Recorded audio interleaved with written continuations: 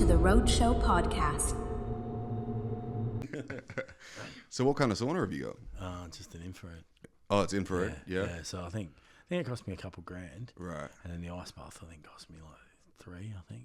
Yeah, they can get expensive, Yeah, right? and because the ones that they sell here are basically what I bought. They just doesn't have a fucking logo on it. And it's messy, some fucking ice bath dealer, and told him I'm a supplier. And then got one sample. Paid for the sample. Yeah. That's smart.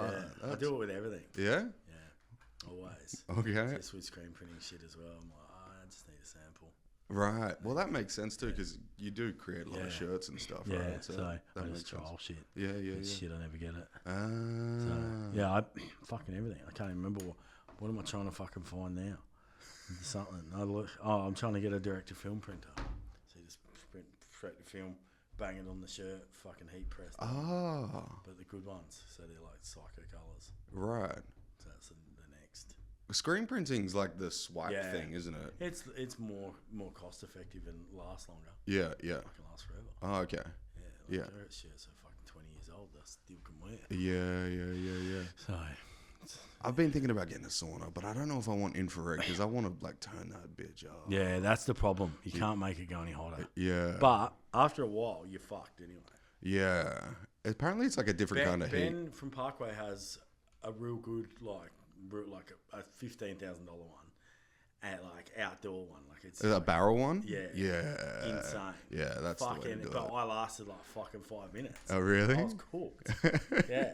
Me and his brother went, and I was like, fucking messaged him. I was like, these things are fucking like actually like the hottest thing ever. Really? He's like, man, he goes, you can't last long. We just went sauna pool, and just kept doing it. Did he have an ice plunge or was it just pool? He doesn't. I told him he should, but yeah, he definitely should. Like, especially if they're smashing their heads, like headbanging like that. Yeah.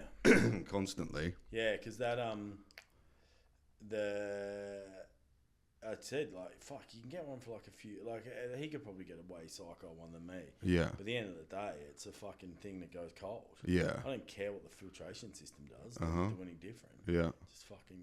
As long as the water stays pretty clear, I clean it about once every 2 weeks. There's this guy who sells plans on how to turn a freezer into an ice bath, and it's pretty cool. You can buy like the regulator, so it gets the temperature, and then the regulator turns the fridge off, and then it never actually gets to freezing, so the water just stays solid. One of my mates just did it with one he had, and all he did. There's something in my shirt. Is it an arm? Chuck it. I got a vacuum anyway. Yeah, no, a prickle. A prickle? Yeah. Bro. Something on my fucking shirt. From my shoes. Oh. But yeah, he just got fucking silicon the whole fucking thing, and then just fucking turns it on, and then just he said it doesn't fully freeze. Right. He said regardless, he just smashes the ice. On the top every morning. Yeah, you hit it with a hammer apparently. And he said he goes, it never fully freezes. He goes, you can't get that cold. One of my mates, Aaron, he had a freezer like that, but the regulator shit itself. So he woke up next morning, he's like hitting the top of the water. The whole thing was an ice block. Oh, you gotta wait days for that to freeze. I used to fucking have a shit one, and I'd freeze like I've got an outside freezer which is in my garage. It's just got those big freezer trays. Yeah. I just fill the whole tray with water, freeze every fucking tray, and then just lob it into the fucking thing. I don't use one at a time. So does yours have a freezing mechanism? So mine has a full filtration system. So the water just constantly pumps. Does it have a blue light filter in it? Nah, it's it just has like a pool filtration system. That's cool. Yeah. And so then all you do is I just pull the filter out every few weeks, run bleach and stuff through it, clean it, and put it back in. That's smart. Yeah, that's real smart. Because the filter does get fucking filthy. Yeah, I imagine. Literally, usually I'll just put it in the washing machine, put fucking bleach through the washing machine. Yeah. You get a summons. Cheers. Fucking, what's that dude's name? Michael. Someone has that. Is that Sam? Fuck it. Sell so many fucking shirts. I'll get you to pull that mic in too. Just we've been running. Should we chuck this on? I'm not. Yeah. Dude. Okay. I was losing my, I got like the fucking Mickey Mouse M. Yeah. So I was like, no, Cowboy hat from now on. Of all hats in the hat genre, you're like, Cowboy. Yeah, Let's do this. Well, I was thinking top hat, but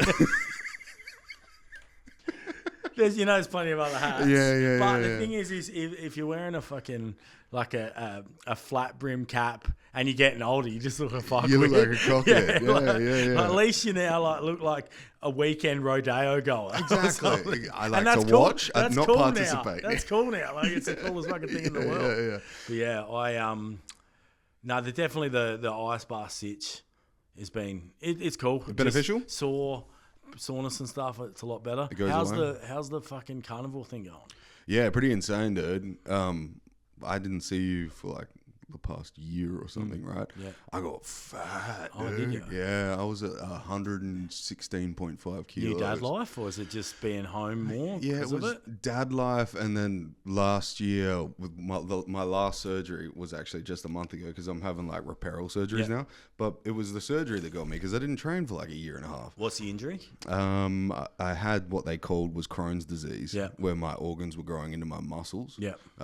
And I found out it was just ulcers, and I know how to cure ulcers. I use BPC 157. Yeah. So I started just jabbing myself Yeah. with that, and then after that, I went and had a colonoscopy, and it was gone. And the guy was like, "How is that gone? You had like hundreds of ulcers." I was like, well, maybe it's a miracle. Because they didn't want to hear nothing about what I did. I was like, I use this. And they're like, it doesn't work. It's a peptide. And I was like, okay, champion. Yeah. Well, tell that to your other patients. Yeah, okay. Just should I have a COVID jab? Yeah, exactly. They asked me before that, like, before we put you under, have you had COVID in the last 12 months? And I'm like, has anybody ever had COVID in the last 12 months? Or was it just the flu? Yeah. It's funny that they won't look at outside options and stuff, but then they'll think something like that did fuck all. Yeah. Well, actually, and there's, and I because my shoulder's fucked. I'm literally. What'd you do to your shoulder? Oh, just training. Okay. Yeah. Fucking old. Yeah. So Is I'm it the like, front? it's just kind of like when I go like that. Just kind of locks up a bit. Rotator so I'm cuff. still and I've been doing heaps of rotator shit. Yeah. One of my mates is a fucking chiro massage person, so it's a bit of a guru. Good. So he gives me shit to do. Get rubbed up by you, mate. Yeah, fucking something. Literally, it's not a rub and tug. Oh no. He may be an Asian male, but That's even better. but yeah, no, my mate Rob helps me out, so Yeah. which is good. But I'm thinking the peptide route. Yeah, do it. And if that doesn't fucking work, then I'll literally fly to Panama and go the stem cell. Well, that's your other option, right? But if you stack BPC 157 and TB 500, the two peptides, they're both the healing peptides. Yeah. People have like healed broken bones in like 2 weeks from that shit. Yeah, well, one of my mates was messaging me about it the other night actually, because I was like, "Oh, where do you get it?" And I just haven't had the chance to. I'll send you some links. Yeah, because I just fucking want to give it a crack. Yeah. See how I go. You don't need much either, and it's just an insulin needle. It's not like a big ass. Yeah, fucking you're on the test. Yeah, Which I am now. Thank you. same. I'm back. You're back. Yeah, help the fucking TRT. Yeah. But I actually took your advice on that too. When this is not advice. we're not. This is not professional advice. Yeah. This is gym bro nonsense. This is gym bro nonsense. Because I blasted myself for so long with the heavy stuff like trend and all that stuff, I got really low test results back from when I took my test. And I took it in the morning. They're like, you're like an 80-year-old dude. And I was just like, maybe that's kind of why I had the sickness, the reaction to everything. Because old people get ulcers. Why wouldn't I get ulcers? But then I did some research and people were like, maybe take half a mil every 3 days. And then you're like, I just blast a mil every week. And I was like, well, I'm just going to blast a mil every week. And I feel way better. And the mill a week things, like most doctors will do half to a meal, like as a prescription. Especially like most of my mates will go in and just say the usual shit, and and like honestly after I think it's like 35 or something, you start to decrease and stuff. And when you do have it, there is definitely the feeling you have more energy and stuff like that. I don't know. Well, obviously, if your test levels are low, it's going to fucking run you down. Yeah, of course. the fact of just doing a minimum. Well, in theory I just do minimal, and I just do a meal. Yeah. And I was off for a bit as well, and I felt my mindset and mental health decrease. That's a really interesting point. It's a massive thing. It affects you. And everyone's like, oh my God, like, do you get this and do you get that? It's like, no, because this is something that naturally occurs in your body. Testosterone lowers with age. You're just replacing what's gone and essentially trying to make yourself younger. Yeah. Make yourself feel younger. It gives a lot of validity to the grumpy old man, right? Yeah. The grumpy old man is like the guy that's just like angry at the world. But I think it's a lack of testosterone. Oh, I think so too. Because and like I think when there's a thing of, I think because people become pretty inactive as they get older. Like there's a point where you like see, like especially like when looking at my grandfather and people in my life, when they kind of slowed right down, they definitely got grumpier. But when they were fucking under the pump working, just my grandpa worked until pretty much it was time to walk across to the old folks' home. It was literally like golf course was there, old folks' home was behind it, and he decided today was the day he was going, and off he went, moved in there, and he literally like the house was like. From the old folks' home, you could see the house. Oh, wow. Yeah, like it's a small town. Yeah, and so like when he moved, but like I felt like he when he wasn't busy, it's like maybe your I don't know if it's a will for living. I don't know if I'll go to that extent, but maybe just your fact of you're always busy and whatever. Once you slow down, maybe you get a bit more pissed off at the world. Yeah, you're like, there's all these family members, they're fucking dickheads, and I've just worked it out or something. Like his grandson of mine's covered in tattoos and whatever. But like my grandpa lasted there for a few years, and then pretty much one day was like to my mum, I'm done, and died a few days later. Whoa. Yeah, it was like pretty wild like that. That's wild. Yeah. The choice for living, and then it's just over. Off you go. I'm done. Well, I think that the being sedentary has something to do with it, because you need I think it's a specific amount of blood pressure. You know how like old people have blood pressure drops? I think the movement and the endocrine system works better when there's blood moving through the testes and stuff with the testosterone. But when you're sedentary, you're sitting there, there's not much blood flow. You don't have high blood pressure because you're not amped up unless you're on cigars and liquor, you know? Like, but other than that, you've really got no movement. There's nothing really rushing you. Everything's kind of if you're in an old folks home, every meal's handed to you, all that kind of stuff. Yeah, and it's the fact, especially with the old folks home thing. A majority of people end up in there because of dementia and stuff like that though as well. So they're not really capable. But when I go to the gym, I see the oldies there because I still when they move from Revo from Scarborough, from the White Sands across the road to the new one. Yeah. A lot of the old fellas that used to train there moved across. So it's a bit more of a younger gym and bigger gym now because no one trained at the shitty old one, which I preferred. But you see all the old fellas and stuff still training. It's like, fucking stick at it. Yeah. Like, just keep moving. Like and I think, well, for me, if I'm training and active and whatever, I'm in way fucking better mood. Yeah. Feel way better.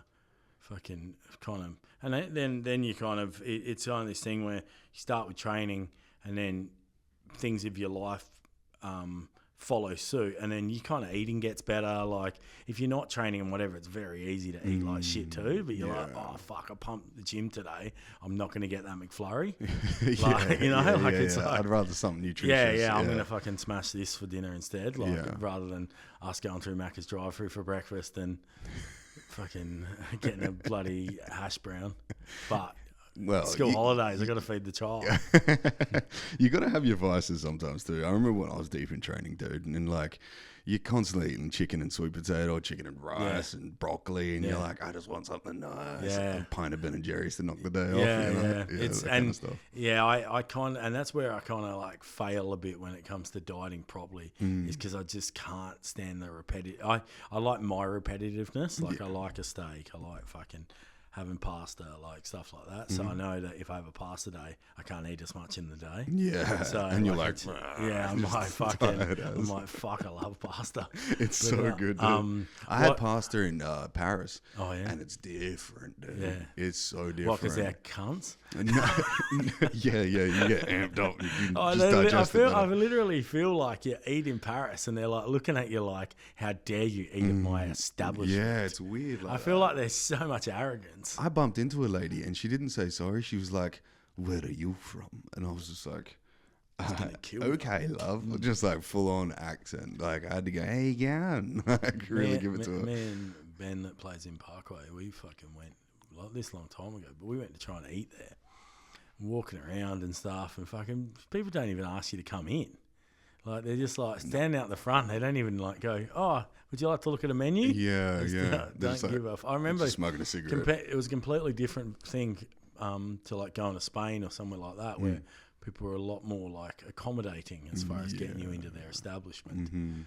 Well, it's a lower economic country, right? Like Paris has been established for ages, so they've been assholes for years. But Spain, they migrate to different islands, and if you get to the big island, you're like, whoa, okay, this is good. I think the French just hate everything.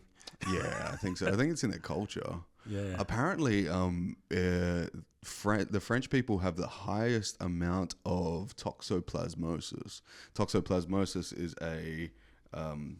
you get it from cat feces. It's a parasite. Yeah. And there's just ample amounts of cats in Paris. Oh, yeah. Yeah, so if you're a pregnant lady and you have a cat in the house, you're more likely to get toxoplasmosis. Toxoplasmosis makes you, I think it's like 68% more aggressive. Yeah. Because it infuriates the host. Cooked off cat shit. Yeah. So if a cat has toxoplasmosis and it takes a shit, if a rat eats the shit, because they do, the rat will be brainwashed by the toxoplasmosis to be attracted to the cat.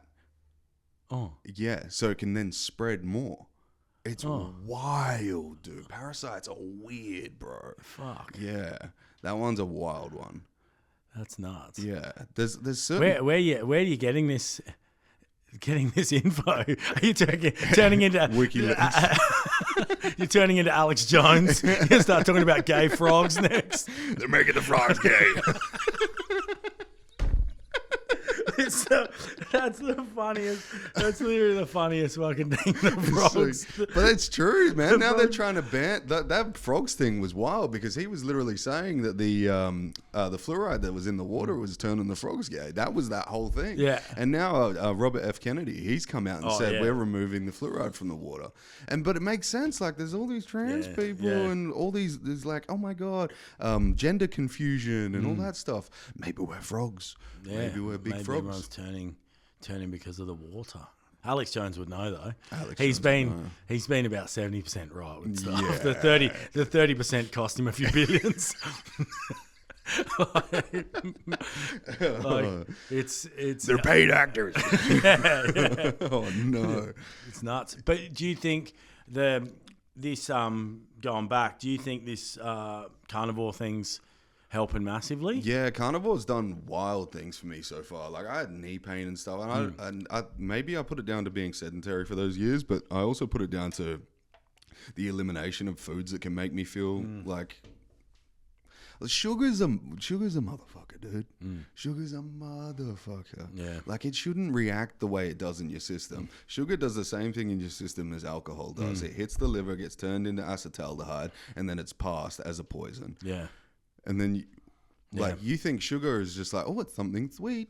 Yeah. But it's really not. Like, the human body changes things, like, rapidly from one substance to another. Like, I read this, what is that stuff called? Aspartame? Yeah. That stuff in your system, they say it causes cancer. Is aspartame what they put into fake... Yeah, sugar-free drinks. Sugar-free drinks. Yeah, well, you can have stevia-flavored drinks, which is like stevia is like a plant, which is weird. It's just a really sweet plant, and they dilute it down to get like really like flavorful, sugar flavor, right? Yeah. But aspartame, when it enters the system, it doesn't react too much until it needs to oxidize. Yeah. And when it oxidizes, it gets pretty much, I can see why they think that it's a cancerous substance when you have enough of it. If you drink 52 cans of Coke Zero in a day, you're more likely to get cancer. But if you have one Coke Zero, it's not going to do anything. Yeah. But at high levels, it can cause massive amounts of inflammation. It can cause nausea, fatigue, death. Oh, Jesus. Yeah, at huge amounts. So you see those 600-pound life women, they're drinking like, I don't know, like 20 1.25 litre Coke Zeros a day. They're not helping themselves, It's like but they're also 600 pounds. It's like how now, like it's like, so there's like fucking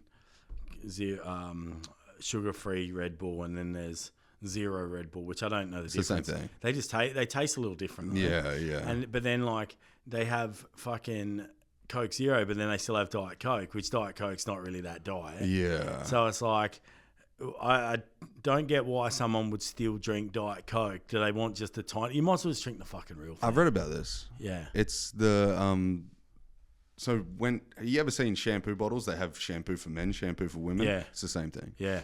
But if you have a light blue Red Bull can, that's kind of girly, dude. I want a gunmetal grey can in my hand. I don't want to look like a pussy. Yeah. You know what I mean? So it's the gender thing. Do you remember the fucking pharmaceutical issue where like Nurofen got fucking sued because they had their Nurofen for men. Yeah, they had Nurofen for fucking everything. It was like Nurofen for a sore shoulder. It's like it's the same fucking Nurofen. So but it was a different price range. Yeah, everything was a different fucking thing with the same shit in it. Yeah, and they were like, well, hang on, you can't be selling this and having 50 different options when it's one fucking thing. The same packet for $3.95. Yeah. Or you're paying $8 because it's for fucking period pain or fucking sore back. Or, so stupid. Yeah, it's like Nurofen for back pain. It's like it's fucking, the same thing as the knee pain one. Like, I remember seeing it and being like, surely that's all a stitch up. Yeah, of course. But it's marketing. It is. Marketing and people are dumb. Yeah. So people read labels and go, oh, that's the one I've got. Yeah. Especially when it comes to fucking injury or especially when they don't know what the thing does and they don't know the chemical basis of the product that they're using. If it's pharmaceuticals, they expect it to be something different. If it's got 4 liver failure, I don't know, whatever it is, you know? Yeah. Ibuprofen's a bitch. Because I've gotten off as carnivore when I'm just eating, like, because it's World Carnivore Month in the month of January. So last year I did it. The first time I ever did it was because I heard Joe Rogan doing it, and he cheated twice, but I didn't cheat at all, so suck it. And I did it the next year, and I was like, wow, I feel really, really good. And then I did it for like 3 months, and then I felt really, really good. And then I had Anthony Chafee on the podcast, who's the carnivore doctor in Perth. And everyone that had commented on the video was like, we're all carnivore. There was like fucking thousands of them, right? Yeah. And I was just like, okay, well, maybe there's something to this. Was that the one with there was vegan people having a crack and stuff like that? Yeah. I remember one of your comment sections, and I'm like, oh, this is wild. Watch on. Because you know when there's certain guests in anyone's podcast that may like ruffle a few feathers, and when it comes to diet or something like that, it's weird. People are psychos. Psychos. It doesn't make any sense, bro. It's like, what? Just... I eat this, you eat that. We don't get angry at Indians for eating Indian food, you know? Like, it's just, you choose what you want to eat. It's kind of like, I'm like, back onto a COVID thing. It's like, when everyone, the remote theory of like, how about you just be healthy, eat well, train, fucking whatever, and you're probably not going to get sick. They're like, nope, you need the vaccine. Let's close all the gyms first. Yeah, and it's like, you need this, and it's like, fucking stop the spread, get the jab. It's like, I spoke to my mum recently. She's like, I just got another COVID vax. And I'm like, Mum, how many vaccines have you had? Like, I'm like, you're a woman that's surviving fucking terminal cancer. Whoa. And you have had more vaccines and you're washing it down with Bundy rum. And I'm like, she's living forever. Yeah, I'm like, you fucking, she said stuff. I just got the cold and flu vax. I just got this. I'm like, may as well just see what else they got. you see what else they can fucking? I'm not going to get the Black Plague because I've had this one. Listen, I'm like, and then when people were going on about it, they'd be like, "What's it on?" Going. It was kind of like the comment sections of the internet became like the reality TV show. Yeah. Because you're watching going, fuck, this is cooking. Yeah. And just let people just go nuts. The thing that got really weird is the Big Brother aspect that the social media companies attach themselves to. Like, you can't talk about this. That's disinformation, misinformation. Oh, yeah. You remember the blue line that would come up? And you're like, do not like post this. Yeah. And then they pull it down. Yeah. So they give you a warning and then they pull it down. Well, it's funny because it's come full circle now where Twitter's the opposite. It's fucking whatever information you want to go with. And then Zuckerberg's like, we fucked up. Because he knows the tides are turning. Yeah. He knows that people are actually...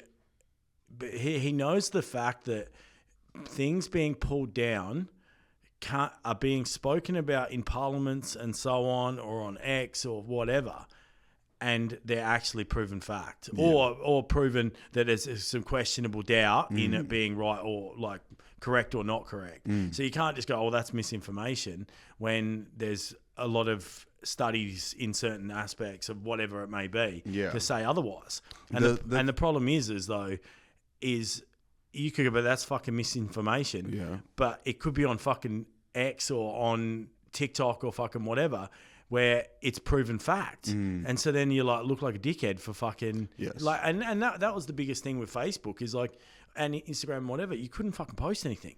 Like, that was an issue. Yeah, because we did like a clip in that time, and it had like all like COVID related stuff. There were bodies, fucking whatever, and the world kind of in chaos of that time because there was riots and whatever, and it was just about how 2020. And I kind of made it more grim, saying no one will make it out alive. Use 1942 footage. Yeah, like I was just using whatever. But then I like within fucking day, it was like, you've got to be 18 to watch this. Whoa. Yeah, Facebook, fucking, you've got like click this because it's thing, and it's because it was anything to do with COVID. Yeah, if it's a day before your 18th birthday, you're like, dude, come on, let me watch it. Yeah, like none of these people watched Rotten.com when they were fucking young, when the internet was at first. You're like, do you want to watch someone die? It's like, this website has it. The Pain Olympics. And then now it's like, you look on Instagram and it's like someone gets hit by a car. Yeah. Like if that becomes, because one of the artists sends me just like people stacking like cars, bikes, skateboards, whatever. So like I'll go onto my Instagram feed and it's like, yeah, he died. Like, there's no doubt. Like, or like I used to follow Derek Lewis, the UFC fighter. Oh yeah. He was all memes, or it was all he's okay. Yeah, like that. And so because I used to like so much of his shit, it became most of the stuff that would pop up. I'm like, I'm sick of people falling off something and fucking hurting themselves. I'll press like anyway. I saw one the other day of this girl. She's getting ready to bungee jump, and they thought she was just taking a photo without the strap on. And then she flipped off. Gone. See ya. Gone. See you later, mate. Yeah, that place is shut now. Yeah. Unless it's in some fucking weird country. Yeah, no I reckon if you need to get close to the edge, have the cord on. And you know, I would not be near the edge. Yeah, no. That's not me. I've done it when I was younger, but I wouldn't do it again. I see a lot of videos because but to go back to the Twitter thing, Twitter has community groups. So community groups, or community facts is what they call it, is like if you post something, the comment section, and then there's another thing called community facts. So they go through and see what's real. And a lot of these fact checkers, which aren't really fact checkers, they just know a lot about and they do the research, they'll contest the facts. And then you're like, oh, this is real. Oh, that is wrong. You know? Yeah. So and now Facebook's introducing community facts. Yeah. It's just Hungry Jack's chasing McDonald's, bro. You know, that's what it is. Yeah. They're always doing the same shit. And he tried to do fucking something to go against X and it didn't work. Nah. Like Threads didn't work. Threads is terrible. No one even looks at it. Like Threads I see every now and again and people post every now and again. I'm like, why bother? Yeah. I remember I posted like one thing on there. I was like, anyone actually like use this? Yeah. And then fucking, I think a couple of people replied. If I did that on Instagram. Yeah. And if there only a couple of people were applying for you, I'm getting negative comments. It's going into the negative. Like, fucking, it was weird. So, but yeah, I think a message from God saying stop. Delete app. Please. But that's the thing. If you delete the app, If you delete your profile on Threads, it deletes your Instagram. Oh, fuck off. Yeah, it's connected. Oh, it's like the U2 album. Yeah. Remember how you couldn't delete that U2 album? It's probably still on my fucking phone. Bet you it fucking is. I've still got it too. Bet you fucking, after all that time, I tried so hard. What was it under? Is it music? Yeah. I let go of U2 at Vertigo when they did that, the nuclear bomb to kill the world, or what the hell, the big red symbol. And then they brought their next album out, and I was like, nah, trash. I'm never listening to this. Maybe it just doesn't work. There's a part in time where Bono just let go of If you had enough money. Yeah, and enough pairs of glasses. Yeah, and just look like a bumblebee. Yeah, well, I think a lot of bands realise at a point that their back catalogue is always going to be king. Yeah, no especially for you too. Yeah, you're like, oh, we've got the bangers. A Beautiful Day. Yeah, we've got the songs. Yeah, but we don't need to fucking stop making music. You did it. I think like it's got to the point with music stuff, and I think we talked about it a bit last time, where bands releasing the singles is the forward way. Yeah, you release a single, and you can put more push on that one single that it will have. May make that rotation of a set list, but if you release an album, say fucking Parkway or Bring Me or whatever, they're only going to maybe put one or two songs into that set list because the bangers are already in it. It's pretty hard to beat the fucking big songs. Like regardless if you go in new directions or fucking whatever, the old songs are still fucking the biggest thing ever. Yeah, that's the issue, right? And if you the turnaround time because people. You got to look at them like companies that are doing like launches of merch these days.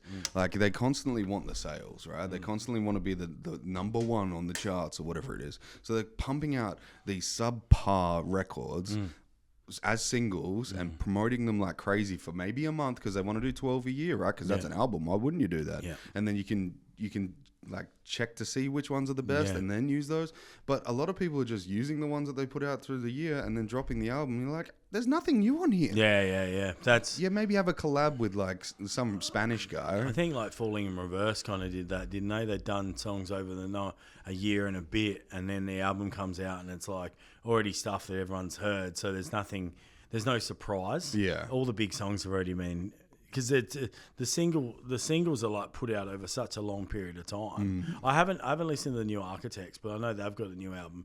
But they've been releasing singles for some time. That I'm sure you don't release your worst songs. No. So you're not releasing the clips of the bad songs. So there'll probably be cool songs on the album.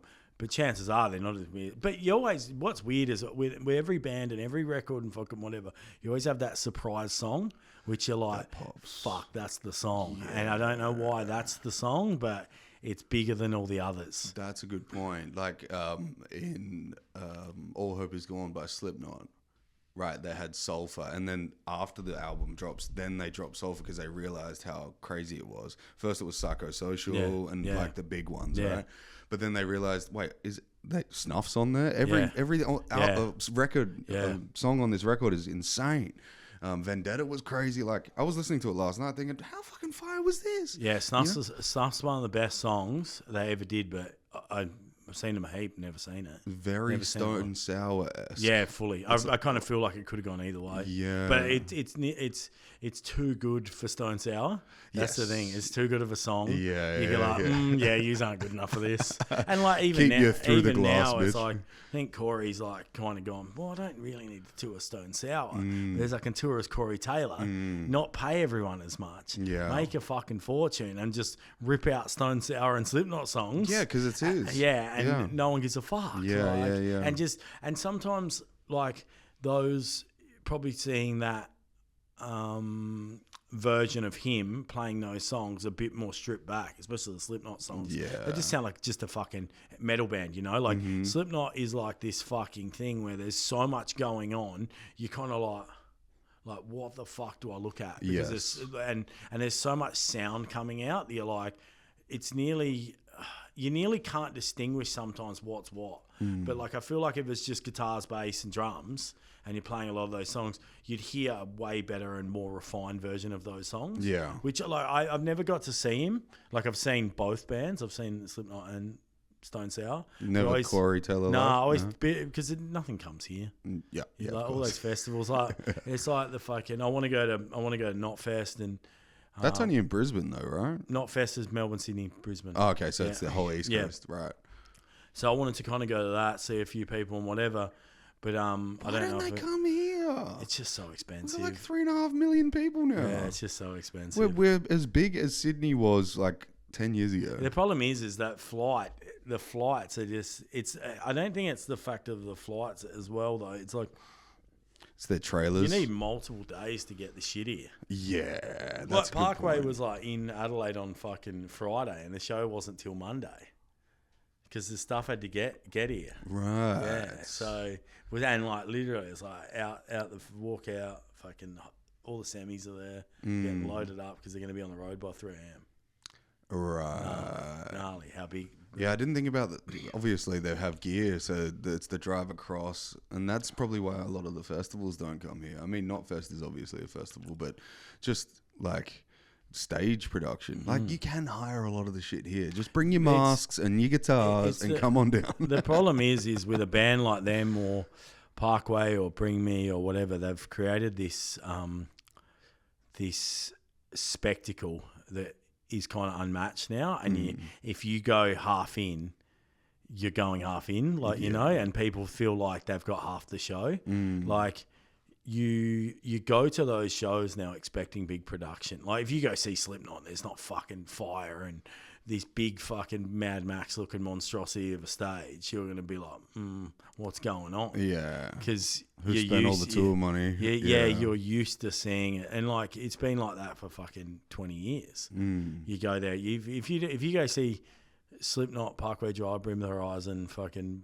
any of those big, Falling in Reverse now, you're expecting some big shit to watch as well. Yeah. Because it becomes a spectacle. Yeah. It becomes like there's a difference between a band playing and a fucking rock show. And they're a rock show or a metal show or fucking whatever, you know, like it's a show. Yeah. Start to finish there's big elements in every section. It's months of planning and whatever, and then they'll go out and that tour will exist for years.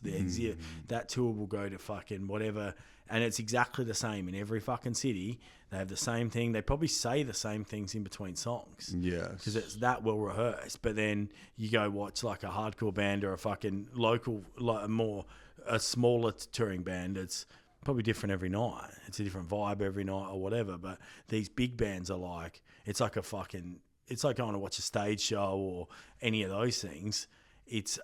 And like I say this about Winston, he's like the fucking greatest showman because he's the best. Truly he's the best in the business. The way he got out and like over the top of the crowd, like, fucking what the fuck is that, dude? Like, he's in like this little stage in the middle of the crowd. It's just insane. Yeah. Talking about Parkway, how was it? It's wild. Yeah? Yeah, it was nuts. Yeah, it was. You did Boneyards, right? Yeah. Wild, dude. Yeah, so it was a few months before Luke messaged me and goes, "Oh, do you want to sing a song?" And I was like, "Yeah, sweet," because 20 years, whatever. And I was like, I just thought he meant here, and I was like, "Oh yeah, sweet, fucking knock it up and sing a song." And then Winston messaged me and he's like, "Sick, you're coming on tour?" And I was like, "Hang on, what?" And I messaged Luke back and I was like, Am I coming on the whole tour? And he's like, "Yeah, what the fuck did you think you were doing?" Like, and like, I think when I said similar to me, he's like, "What did you think you were just going to cut you up for one song and one show?" And I was like, "Oh, okay." And then I kind of had no idea. Like, I knew it was Boneyards or whatever, but I kind of thing, and I like listened it through, and then I was like, the bit where the breakdown in the middle starts. So I was like, "Oh, this is where I come out." And I was talking to one of my mates who's in that circle and works for the band. I was like, I definitely come out in the middle. And he's like, "Why?" I said, "Because I reckon they'll stop." And then Winston seen him and he's like, "Yeah, we stop." And for some reason, I just knew that was going to be the thing. And then, so then I come out of a fucking lift under a stage out like a Jack in the Box head. Yeah. And just fucking, and just turn around. And Was it a propulsion, like it lifted and you no, jumped? I wish it was like the sick. Gangnam Style dude. I was like, this, I'm coming out like fucking Psy or whatever his name is. Yeah. But then, so like, I think it's one of the coolest things. It was fun. Like, I don't think, I definitely was more stressed about that than anything I've done in fucking probably majority of career stuff. Why? Because I was been here so long and I was so stepped back from music. I feel like, and I've gone and done shows, but I've gone and done like 4 or 5 shows in 10 years. It's not like I've gone like a tour. Not out on a tour, not that big a production, not that big of on the like everything's on not on the line for them, but they're rolling out the biggest guns they've got ever, biggest stage show, biggest fucking thing. They're getting their dickhead mate from fucking that lives in Perth now, who hasn't sung in years, and they're like, "Yeah, just turn around, it's gonna be sick." And like, so like, I was like practicing and fucking, and I was like having mad anxiety, and then we got did the first rehearsal in the stadium, like day before the tour starts. I've fucked the timing, like sound shit. My in-ear, I had in-ears, couldn't hear. So like, and we couldn't run through because they're running through a fucking set. Yeah. So I had like, it was literally like, you're good to go. And then I was like to the boys, like bit of a freak out moment. And then it's just a timing thing where it's like, kind of nearly get excited and go too soon or fucking whatever. So I went too soon. So it dropped back in. There's blood in the water. No. So like so it says now every breath of life has been betrayed. So I just go with that just a bit too early. Yeah. And then so did that, and then after I was like, oh fuck, like freaking out. And everyone's like, it's fine, it's fucking fine. And I'm like, okay. And then I just was having like full panic, like not proper panic attacks, but like just full anxiety. So like I'd be underneath that fucking thing, and then you turn around, there's fucking 15,000 people. It's not like there's 100 cunts and we're in a fucking Byron Bay Youth Centre anymore. So then we got to Sydney, and I was like, I don't know why the first couple, because we did 2 shows, but for some reason I got like real fucking just overwhelmed. And it was one of those things where it's like, I've been away from music so long. I've been back in my been in this parent bubble where I'm not that same person anymore. So I feel like I was in this fucking deep end, and it was kind of like near imposter syndrome. So I like got to Sydney, and like me and Luke were talking about stuff, and I literally got back to the hotel, and I think just the fear of fucking up was really getting to me. So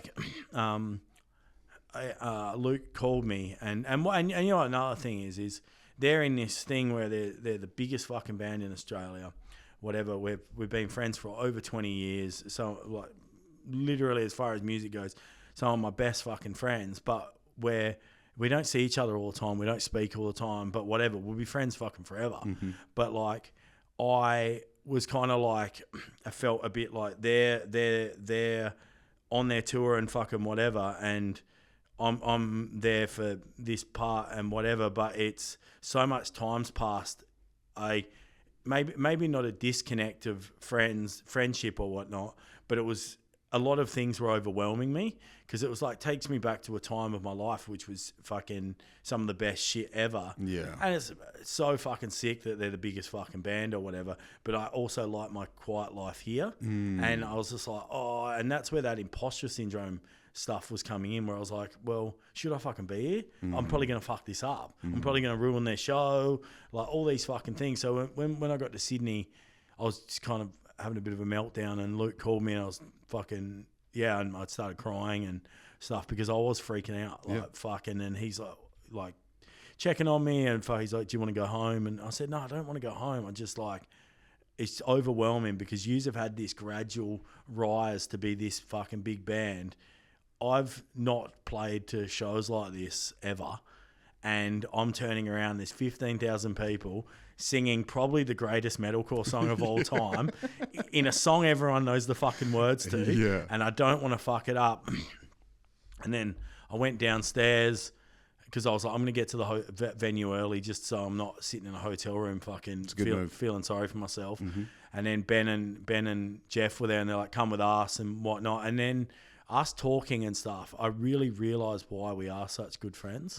Because like when they all knew that I was really struggling and was kind of essentially thrown in the fucking deep end, they were all there for me. And like even when like Winno got to the show, he came up and hugged me and stuff, and he's like, "You're fine. Everything's fine. Everything's good. You fucking sound good. Like this, that, and the other." And I was like, "Yeah, it's just fucking overwhelmed me." Yeah. And also like the fact of like I'm back in a bit of spotlight where like I get my phone out after and I'm fucking tagged fucking 5,000 fucking times. Sick. And I'm like, if I fuck this up, this is on, there's fucking 10,000 phones out. Like, so I'm like rattling in my fucking head. And I'm like, if I fuck this up, so that was kind of such a big thing. It's not like, get up sing a song for your mate's band. We're playing a hardcore show. There's 50 payers. If you fuck it up, like it's funny. And you have a laugh with the boys. But then if you fuck it up there, you're on fucking TikTok and cunts are like, fuck your shit. So then it definitely over fucking whelmed me. But then once we all talked and they were like, and like just the fact that like, and I never wanted to take anything away from what was going on because it's their tour, their show, fucking whatever. I didn't want to be like, I'm a fucking burden, but they were there for me when I was fucking struggling with this like mental issue of like this is a fucking big deal. They had to understand though, right? Oh yeah. Yeah. And they were so understanding about it and were so there for me to check on me. Like they're like, you're good, like fucking, and like as soon as like after I'd obviously spoke to Luke on the phone and was having a full on, and I like, trust me, I've had some breakdowns before, but that was like, I was pretty fucking overwhelmed. And then them all kind of reaching out or texting or seeing me in the van or seeing me at the venue or fucking whatever, I did see why we've been friends for as long as we are, because and when I think about over the years when times have got tough, I've gone through the death of my father and a few things in life, they've always fucking reached out and checked on me and stuff like that. And that's where those friendships of the tough times that we went through, the shit shows, the fucking shit tours, the fucking drama in America that we've had, like all these fucking things, we've got these memories and these fucking kind of this pact that you will never change. Yes. But and that's the thing when it comes to metal or hardcore or whatever. You may not see people for such a long time, but they're always going to be your fucking mates. And if you pick up the fucking phone and reach out and fucking whatever, like I've got a bunch of mates who I don't see ever. Probably haven't seen some of them in fucking 10 years. But we're in a football chat about fucking footy, and as soon as football season kicks off, we'll be at each other. and that kind of conversation and just anything. Bit of banter. A bit of banter is fucking good because you know they're your fucking mates. You may live in, and that's the shit thing about music is it's such a fucking sick thing to meet people all over the fucking world or whatever. But when you stop touring, all those friends you may never see again. And that's always been a hard thing for me. So like, I think I need to because like Parkway haven't toured a lot, I haven't got to see them, haven't got to go to Byron a whole lot because obviously being a father and stuff like that. And I think as life winds down a bit, I need to start maybe going up there more and just getting out on the golf course with the boys or fucking go on the beach and just, trying Smell the roses. Yeah, trying to catch up with my mates more while we can, because we are getting fucking old and they're not home a whole lot and fucking whatnot. And the fact that the way they were for me and fucking whatnot in that time really has proved how much of fucking legends and just how much they deserve it. They're still the same fucking people. They've gone through their fucking ups and downs themselves within a band, and I really think those people have really found themselves just to be just better fucking, not better people because they're always better, they're always fucking legends, but just fucking really well, we're not giving each other as much shit these days. We had a few times where we fucking ripped each other in the van and stuff like that, which was like, we're just all in fucking tears. But I think you could tell how grown up we all are now, which is cool. But fuck, man, can't even explain the feeling of getting to sing that song. That's pretty wild. That's a cool story. Thanks for sharing, dude. Yeah. The cool thing about what you just said was like the struggle. People don't forget the struggle and who you're on the path with for the struggle. Like some of my best friends, I was struggling at times, or like we were doing the same thing, but we were doing our own avenues. And then now we're going to be friends for life. Yeah. And it's those, because like people look at where Parkway Drive are and they're in this stadiums, like played fucking RAC here or whatever, like half a K away is fucking HQ skate park where they started. Yeah, down the road. Yeah, literally like it's fucking mind blowing. Yeah, like the fucking merch. I was at that show, their first show. There's more people in the merch area than there could fit in HQ. Like the merch area is as big as HQ. So like you look at that and you're like, and that's kind of what I tried to say, because like he'd be like, fucking stop, and then say like, bring someone out, and he'd give me this fucking rap. That didn't help either. Yeah. Like he'd be like fucking the legend from fucking Prom Queen and this. I'm like, relax. It's chill, relax. dude. We know I'm not that good, mate. I'm probably gonna fuck this timing up. But like, and then I'd come out and I'd be like, this band came from fucking this venue, like whether it's the Art House in Melbourne or fucking HQ here or Enigma Bar in Adelaide or fucking Mary Street in Brisbane, like they're all tiny venues. So then when you go, okay, and that probably was, and for me, it's like, fuck, to even say it, it's like pulling on the heartstrings of life. But for people in the crowd, probably does too, because they're like, fuck, I used to go to HQ, or I used to go to this venue in fucking Melbourne or whatever. I seen them there. Because like, and then when I was outside of venues and stuff, like I'd see like people I hadn't seen in years that were in bands and fucking whatever, and I'm like, this is sick. Like I'm seeing people I haven't seen in so fucking long. Because, and that's the big thing with me is I've done Melbourne once, I've done Sydney once, I've done Brisbane once. Done 2 shows and everything. So I've done 6 shows in 10 years. Whoa. Or 9 years or whatever. Yeah, I think Tattoo Shop will be 9 years this year. But if you think about the estimated ratio of people, you take your smaller shows and then your bigger shows, you're like doing what? Let's say 8,000 people per show or 9,000 people per show as a ratio. Yeah, you know what I mean? It's probably closer to 20,000. Like you look at when, and you know how I've always looked at music stuff is when you step back and like you said before, the smell the roses thing, because I've got to step back and I can go do shows and end up out on this fucking Parkway run. The smell the roses thing has never been more evident, because you go, oh my God, I'm so fucking lucky to be in this scenario.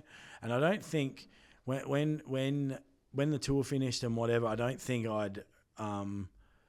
I think I had to decompress a little bit, because like, although that moment happened, that's such a fucking huge memory, life has to get back to normal. And life is hanging with my daughter, work, business, fucking organising charity stuff. I can't say charity anymore because they fucking sucked about that. You can only use charity if you're a registered charity organisation. So nonsense. But you're being charitable. Yeah, it's being charitable. What the hell? But yeah, all these things. So everything else kicked into gear. So I probably haven't reflected enough on the Parkway tour. But in a day, I got to fucking hang with my mates, watch them fucking kill it, and I got to sing the best metalcore song of all time. That's crazy. Like, yeah, it's nuts. That's insane. So when you I think now going forward, if I go and do shows, the appreciation's just, I'm appreciative of anyone that comes. I'm appreciative of every person that comes, because they're there because the songs, whether it be Prom Queen, whether it be Confession, whatever, the songs mean that much to them that they want to pay money to come see it, and they want to be a part of going to that show. And I think in the past I was like, oh, I've got to go away and play a show, or I've got to go to fucking China. And I'm like, fuck, pretty cool. Pretty cool. I got to do all that shit. Yeah. Like, I remember being in the States fucking hating it. Like, I want to go home. And it's like, you're in fucking America. You're a fucking kid from a town called Aldinga that literally no bands ever came from. And like, not much happens there. And there's me, fucking Jonah JJ, who went from a fucking country school to touring the world. And it's like, sometimes you need to grow up to, and growing up has made me reflect on that and go, fuck, I've been very fortunate. And then going out on that fucking run with the boys just made me even more appreciative of that time of my life, because how the tables could have, how things could have changed what if I didn't go to Byron Bay then? Or what if I didn't meet them then? Or what if I met them further down the track? And what if Prom Queen didn't do a split with them or whatever? Like, and when Winston was talking about it after going, they took us out when no one knew us, like, about Prom Queen, I was like, fuck, like, it's a big, like, reality thing for me to go, oh, wow, yeah, like, that's fucking sick. Like, and I've had I've had the luxury of having a successful music career to a point of calling it, and then having a successful business career and whatever else I've got going on, because I've fucking got a million things going on. So it's like I can reflect on that, and it's like nearly like two worlds. And like for that tour, I became crafter again. You know, like I became hardcore. Yeah, like I'm fucking chucking on a bulletproof vest. I look angry. Come out of a fucking lift and turn around and look like a psycho. That bulletproof vest was sick, dude. Did you have that, mate? Yeah, I got it made in fucking overseas somewhere. Right. Because I was like, oh, what am I going to fucking do? I can't. And like, I was thinking that because I know the extravagance of what they do, I was like, and this wasn't discussed between the band, nothing. I got to the show and Winno's like, what are you wearing? Because I knew he'd have an outfit. I knew there's outfit changes. I know what their show's like now. And I was like, I've got a bulletproof vest, Prom Queen snakes, SK's thing on the front. And he's like, sick, show me. And he's like, this is sick. And all the boys are like, that's sick. Because I was like, well, I can't come out when everyone else is dressed up. Yeah, like in Hawaiian shirt. Yeah, well, like I can't show up in a hardcore, with a hardcore band tee and like just jeans or something. Yeah, just get black hair for the fucking night.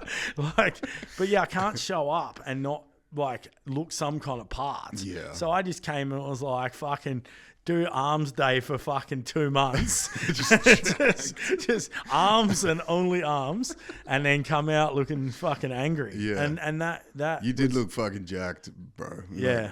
Yeah, definitely. Because you did those photos where you released the photos afterwards, and then it was just like, hold on, what's going on here? Yeah, I was definitely training a lot. But just those things to sit and go, fuck, it's all come a long way. It's just one of those things where it's a fucking to be a part of like there's music history where you look back and you go, okay, Cold Chisel or AC/DC or fucking whatever, an Australian band, Silverchair or whatever. Next one's Parkway Drive. Yeah. Like literally, when you think about like the big fucking bands, it's probably a handful of bands that are big fucking bands. They're in that. They're fucking right there. It's genre based as well too, because if you bring up Parkway Drive anywhere in the world and there's a metalhead around, oh yeah, Parkway Drive. Fuck no, exactly. Like yeah, exactly. Fucking Cold Chisel in the Netherlands. No one's got any fuck is no one's got any idea. Yeah, and that's the thing where it comes to the international product that is metalcore from Australia is the biggest of any genre in Australia, besides maybe dance music, but that's not real. Yeah. I don't give a fuck how much shit you make on your computer and fucking whatever. You're not a real live show. You press a fucking button, you get the shit going. You do a few fist pumps and spit water in the air and fucking like do some funny faces, but you're not putting on a proper show. Like this band is getting up, they're playing every fucking note. They've rehearsed for fucking months. A DJ could essentially show up, unless there's some like fucking Tomorrowland fucking light show going on where it's all planned or whatever. A DJ could essentially set up anywhere and be good to fucking go. Yeah, USB. Yeah, in you go. Fucking whatever. Have a desired deck. As long as you've got a good skill at like faking that you're doing stuff. Like, yeah. Oh, there's been photos over the years where there's nothing even on the table. It's just like there's nothing there. Like, it's like, fuck yeah. It's like you've got to. He's at this table. Just pretending that shit's going down. So like when you look at the way, like whether it's Parkway Drive, Polaris, The Amity Affliction, North Lane, Alpha Wolf. Fucking, I'm trying to, like, there's so many fucking bands now. There's so many bands on tour. Like, I'm sure I'm forgetting some fucking really big ones. But you look at, like, say, the big three bands, which I think are Parkway, Amity, and Polaris. The IART are in the mix, but the IART's got more American members than fucking Australian members now. Yeah, they kind of dropped off a bit. Yeah, so it's not on the trajectory that I see Polaris on. Alpha Wolf are probably the young band that are on the fucking go. I haven't even heard of them. Just heavy. Yeah. Like big, like a big band and the heaviest big band. Like. What, like Black Tongue big band? No, like Breakdowns, Angry, has Ice-T feature on a song. Like, they're fucking sick. That's sick. Like, they're the band. Like, Alpha Wolf. Yeah, they're, as far as bands go that are on the move, they've been a band for a long time. Well, they've probably been a band for 10 years, but over the last like probably 3 or 4, they've really gone to like this other fucking level. So they're like, and then you look at like, and Make Them Suffer's right there as well. Like that's another one from here. So there's all these bands that are going overseas. They're headlining. They're doing their own shit. I tried to message Sean. He never got back to me. I know Sean.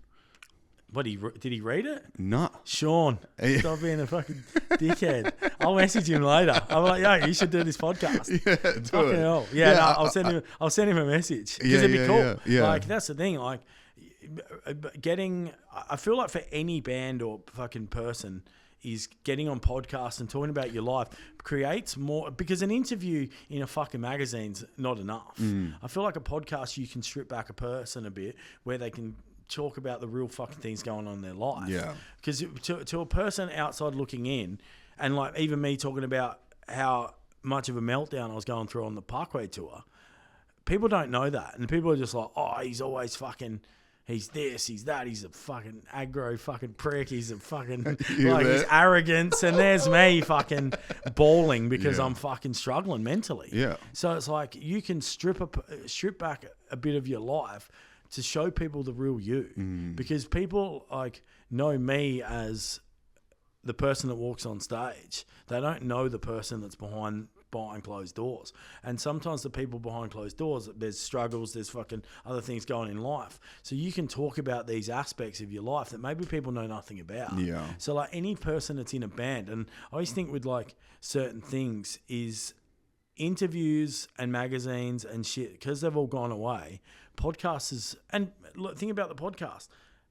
It pretty much did unbelievable things for Trump to win that election. Whoa, right? Yeah, like if he didn't do Rogan and the fucking whatever he's offsider, he's VP. What's that dude's name? Who's real fucking good. He speaks real JD Vance. JD Vance. If they didn't do that, and like the numbers were psycho. Insane. They're like, they've got 70 million in 2 days. Yeah, they've got like these people on fucking like TV, and it's like there's 20,000 viewers. Rogan gets more than that if he posts his morning coffee. Yeah. Like, he literally get 20,000 likes on his morning coffee. Like, it's like you putting yourself in a thing where there's long form conversation where you can talk a bit. Like the Trump interview was a roller coaster. It was awesome. It was definitely like, I watched it. I was like, this is so good. He was pressing him so hard about something. And also it's like Trump had a bit of an issue with him, you know? He did. Like he definitely had some fucking, because he definitely said some stuff. But then when they got on, I think they realised they were both on a very similar level. Yeah. They like two peas in a pod, bro. Both close to Dana, fucking whatnot. So like, I'm not a person that gives a fuck about American politics. And I wouldn't be like, oh, vote Trump, vote fucking whatever, because I couldn't give a fuck. The reason why I like Donald Trump, and this is the weirdest reason, is because he likes MMA. And in the early days, he was giving the UFC the ability to be in the Trump casinos and stuff when no one else would. And then he was the money behind Affliction. So Affliction had their camp. So Affliction's MMA thing was big, and they were paying millions too. But what happened was Fedor, or maybe it was Josh Barnett, someone tested positive for steroids week of. So it sunk the whole. So it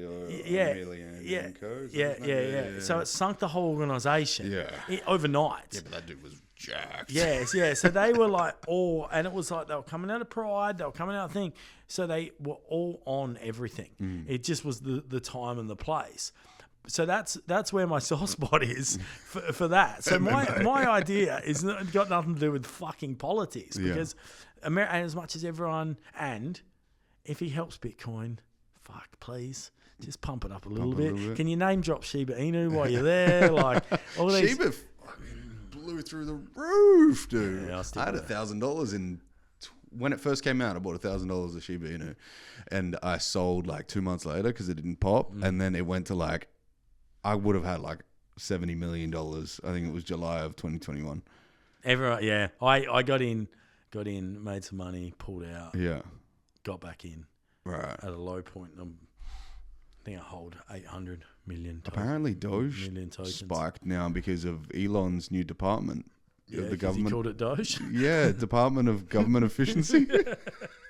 Just on purpose. Yeah, he did that on purpose for sure. So if they want to pump Bitcoin up, because the thing with crypto is high tide raises all ships. Yes. So if Bitcoin goes, then everything goes. So they're looking at predictions because we're coming out of the halving for Bitcoin, and it's looking like it'll hit like 500,000 per coin. If that's so, I know a lot of people that are going to do really well. I never owned Bitcoin. Yeah, I got one. I got one. Just one? No, I got a bit. No, I bet you do, you bastard. But I've gone a bit different. Like I had a miner and miners in Europe, and just mining, and that's the way to do money into my account, and just remember, paying power, and that's it. That Nvidia, have you heard of Nvidia? No. Nvidia is the biggest AI company in the world. I think they're worth something like 4 trillion or something like that. Insane amount of money. They're the biggest in the world. And they started out building miners, like the miner equipment. So they would run the hard drive and the software, but then they were like, we can make more money off of this. And then they split them and they sold them individually, and it just went. Oh yeah. Yeah, crazy. Yeah, it's smart. It's smart like that. Like if you're selling stuff and individually, and like you look at every brand and it's like you look at Apple fucking, how many different cords did you fucking, it's changed now. Yeah, it's USB-C. USB-C, but then I got the new Pro and it's still a different old cord. And it's like, I thought they got pulled on all of that. Like, remember, this is the Pro Max, and it's got the USB-C. I've got the USB-C, and then the headphones are and whatever. But my new MacBook Pro is like a square fucking plug. Really? Yeah, which I thought was fucking weird, because it's like, but I think I haven't even those cheeky fucks. Yeah, I haven't even thought about it, because I think actually you can still. Are you sure you're not just plugging it into the USB? No, well, I think you can plug in USB-C as well, and it still charges it. I'm pretty sure. I'm pretty sure it gives you both options. Yeah, I haven't done that actually. I probably should have. Maybe do it. Yeah, maybe just check. But yeah, and they sell all these things individually and stuff. Because like, remember back in the day, you would buy if you bought a phone, you got the block as well. Like, and then it was like, no, it's just the cord. Now the box, and it's just a cord. So you've got to buy the extra bit to charge your phone. Yeah. So they've got you. Have you seen the new that big lens camera? No. Do you know what that's for? No. A guy took the back off one of these. It's for nothing. There's nothing there. There's no camera. What? So when you're on 3? Yeah, so when you get home, or try it now, or whatever, put your finger over that camera and go to each of the settings, zoom, not zoom, nothing happens. It doesn't go black. It should go black, right? Yeah. nothing happens. So It's just they're trying to fucking fool us. Like, well, you need this. Yeah, you need yeah. But It's got 3 cameras, right? That's how business works, though. It's a lot of trickery, especially because I listened to Zuckerberg on Rogan last week, and he was saying like Apple haven't released anything good in fucking years. He's like, even their headset, like fucking AI, whatever it is, fucking IR, is it? What's the Apple one? Yeah, the Vision Pro. Yeah. He said he goes, it's like $3,000, $3.5, and he goes, what's it giving you that a fucking $500 one isn't giving you? He goes like, he said the one they made was like $400, like Facebook's made, and he's like, it does the same shit, and he goes, it's not worth that. So that's not their product that is anywhere near what, like, because you got to think about it. Like the AirPods were probably a big thing once they were fucking like wireless and whatnot, and then before that, the iPhone was probably their biggest fucking thing. Yeah, for 10 years. Yeah, and then when the iPod came out. But what else have they made where you've gone, oh my fucking God, I need that?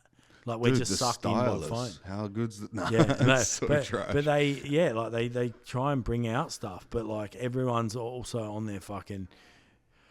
their heels, or even maybe China's a bit in front with a lot of the technology. Well, they are, right? That's the scary thing is they're probably way more advanced with this AI shit than everyone else. I think capitalism makes us so consumed by how much something is worth, or the view on something, because something's only worth something if people value it, right? If you have countries like China, you have countries like Taiwan and all this, they're currently so innovative. They're not focused on the capitalist side. Sure, you have a corporation that does want the money. So if you want the most money, wouldn't you want to try and innovate the hardest to get the best product? Yeah. Where Apple's just like, we make the sleekest phone. We have a closed off operating system. You can't use that operating system unless you're iOS inside of Apple. But everyone's going like, what benefit? What, to have a blue iMessage? Yeah. Like, what's the benefit? Well, I can't remember what Zuckerberg was talking about, but it was like they tried to get Macs, like basically their system, like other people give up, you know, like their protocol. The protocol. Yeah. And they just they just won't even fucking consider it, and it probably helped their brand. Like they're not going to copy. No one needs to copy your setup. Like, I think it's more so because, like, how annoying is it if you're in a fucking group message and one of your mates doesn't have an iPhone, and then it goes to a fucking normal text, and you're like, fucking just get an iPhone. Like, it makes it so much easier. But I'm so consumed by Apple because I'm so used to it, which was the opposite. I was like, whatever phone, whatever fucking laptop. Now it's like, oh, well, I don't know any different now. It's kind of strange because in the psychology of colors, blue is trust. Oh, yeah. So that's why salespeople wear blue suits. Oh. Yeah. Blue is trusting, like warm. I can trust you. Yeah. So the fact that they use the blue in that kind of stance, the bright blue, it's like, trust us. Yeah, they're tricky. Yeah. Yeah. And then like the green is like the Matrix unlocked green. Yeah. You know, the green text running down the black screen. Well, Apple becomes like, it's like cultish. It is. Yeah. People line up for days to get One of my recent podcasts was the guy, NK, and he did a street interview with a guy who said, if you use an iPhone, you're a faggot. Right? And it was so funny. But then TikTok, they didn't want to take down the video because it's at like 25 million views. So they want the revenue. They want the ad revenue. But let's just take the audio down. But he had subtitles. So, like, who are you fooling here? Like, we can read that he said faggot. How much money would that make him in, like, as far as the revenue stream from TikTok? Depends. Like, TikTok doesn't pay you directly. How do they pay you? You know how like YouTube you get paid from ad revenue? Yeah. Like that's the kind of the good thing about YouTube. If you live in America, you get paid from TikTok. Australia is the only country that doesn't pay you on ad revenue for TikTok. What's the reasoning? we don't want to. No. Yeah. Yeah, fuck you. Yeah, fuck you, pay me. Fuck you, Australia. Yeah, but that's it's kind of contentious amongst creators because we're not getting anything except exposure. But there is some things to say that's the reason as to why we have so many influencers here that blow up on TikTok because there's the lack of money. Let's boost their profile. Yeah, true. Know? It does make sense. But the thing is it's outside the ad revenue, the streaming, the fucking whatever. It's always all of these big time creators and so forth. They've got another product to sell. Yes, and that's where they make their money. I listened to Roman Antwood or whatever the other day.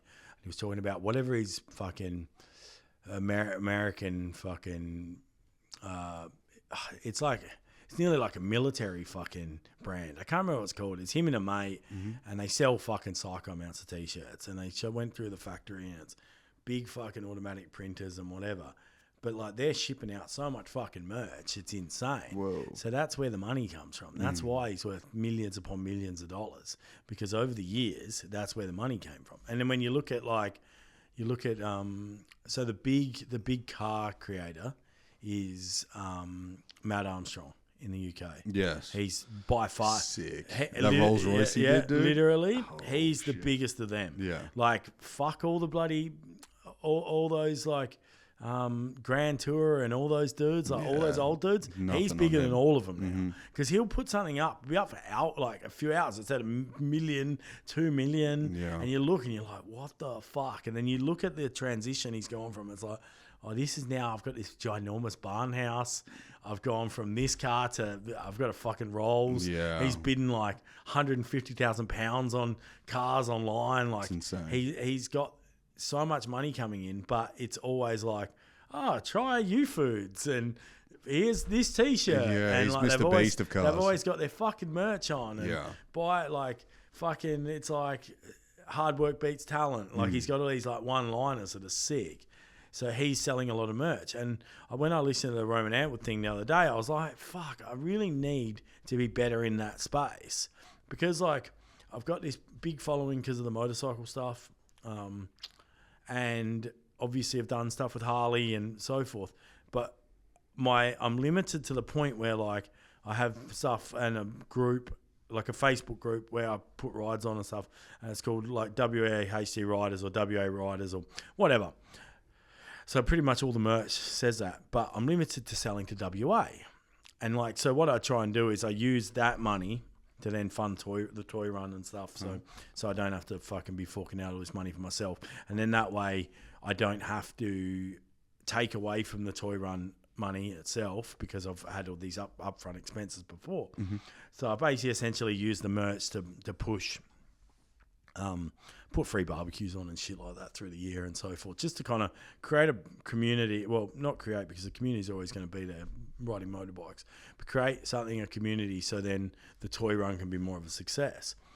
So I'm limited where everything says Western Australia, and I sell a lot of merch and whatnot. So now I'm working on branding and a brand to go forward in that space. Okay. Because I've got the printing equipment, I've got the graphic design skill, fucking whatever. It's just the fact that I've been so fucking busy with everything else. I had a clothing brand for so long called Mistake. It did fucking real well, and I kind of just gave up on it. So I've always had... That was a mistake. Yeah, I know. It was like always like I just focused on the tattoo shops and so forth. So I've kind of like left money on the table, and the WA Riders stuff can only go so far as, and I sell a fucking lot of stuff for such a small brand idea, and just putting brand, like really slap together merch. Now I'm kind of thinking bigger picture, doing more merch and whatnot, and then that will mean I can put more stuff into doing other stuff, like trying to get behind like other rides. Like there's rides through the year, like the Black Dog one, and different like mental health stuff and whatnot. But I feel like there's not, as far as like the toy run goes, I don't think anyone's like come out promoted one like a nearly like a gig, you know, like pretty slick flyers, merch, like all these things.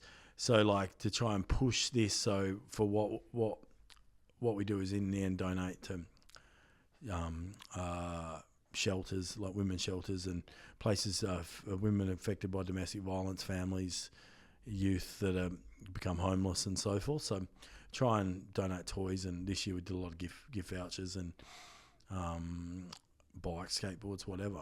That's beautiful, man. But yeah, so my whole thing is always thinking before to make other stuff bigger.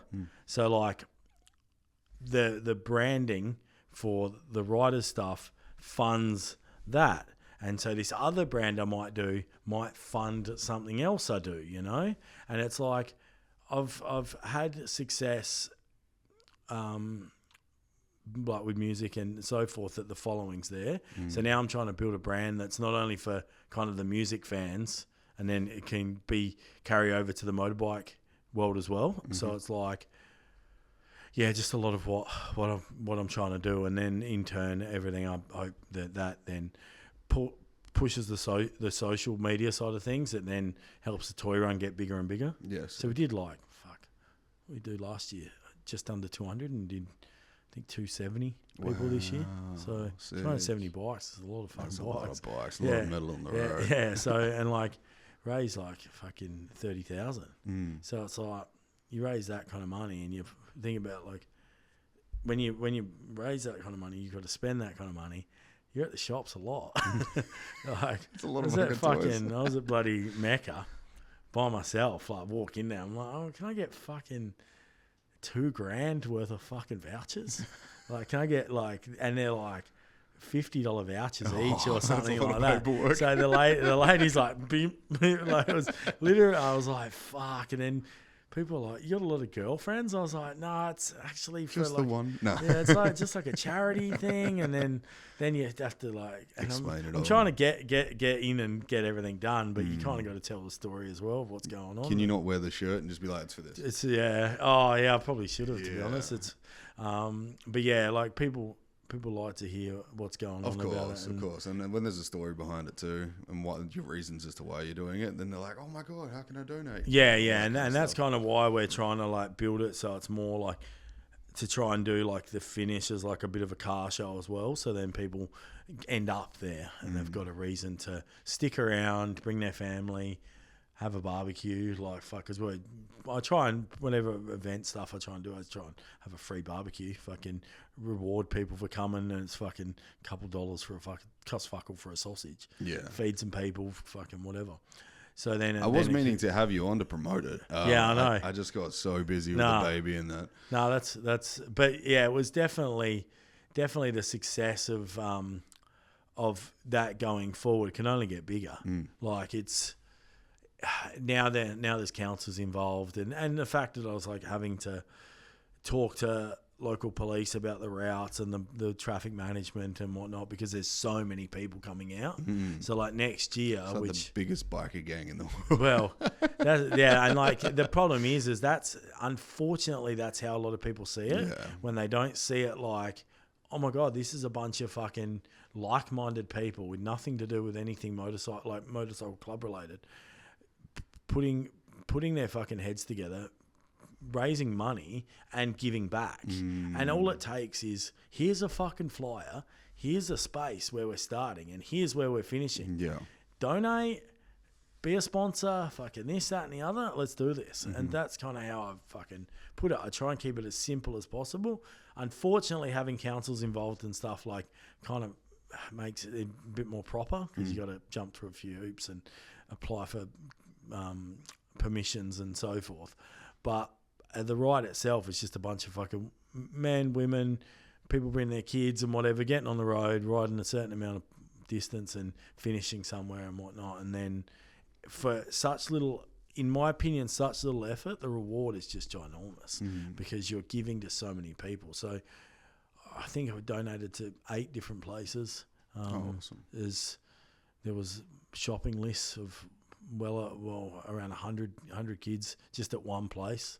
So like you're shopping for one place that's got that. So we're talking 8 places.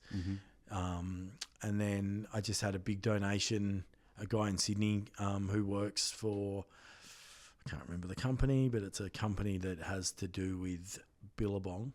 They gave 100 element full skateboards. Oh, so, wow. So I've got full decks. They came after Christmas, so yeah. I'm gonna trucks, wheels, everything. Yeah, everything. So I'm going to give some to the shelters. Reached out to a place called Spin Effect Skateboards the other day, had a chat. They put me in touch with someone up north in WA that used to be a pro skater, Aboriginal bloke, and hopefully we can get it to like towns like Roebourne, Derby, Karratha, Broome, so forth, like those Aboriginal communities where maybe you're going to give that kid that doesn't maybe doesn't know what they're into or whatever, and go, here's a fucking skateboard, and it might change their fucking life. Because I'm telling you, skateboarding, BMX, fucking music, it all changed mine. If it wasn't for the skating and the BMX, I probably wouldn't have fucking known what punk rock was. Yeah. And then that fucking opened the door for metalcore or hardcore at the time. Then it was like metalcore and whatever. So that fucking thing, it was just a bit of wood and some fucking wheels, gets you into a culture of people where you might share some music and it might put you on a path of like, oh my God, I'm going to, like, if you can think that's the, and you look at Parkway dudes or fucking whatever, the boogie board or a surfboard did the same for them because then the soundtracks were surfing, then there's a punk rock, then you go from punk rock to hardcore. There's more hardcore shows in Australia than there was fucking punk shows, so we're all going to hardcore shows. And like the transition there was like friends are on, we're taking out this band, and then you see this heavier band, and then you go, oh, I'm way more into that because that dude looks like he skates and fucking like, it's like for this band called Mindstand from Melbourne, I'm like, that singer looks cool, so I'm now into that. And then that was the transition for majority of us. So you look at something like as simple as a skateboard or even a scooter or a footy or whatever that you may be giving to these places that may change some person's life, their trajectory, what they're into. Like you might give them a basketball and they're like, fuck, you might find the next fucking big time basketballer.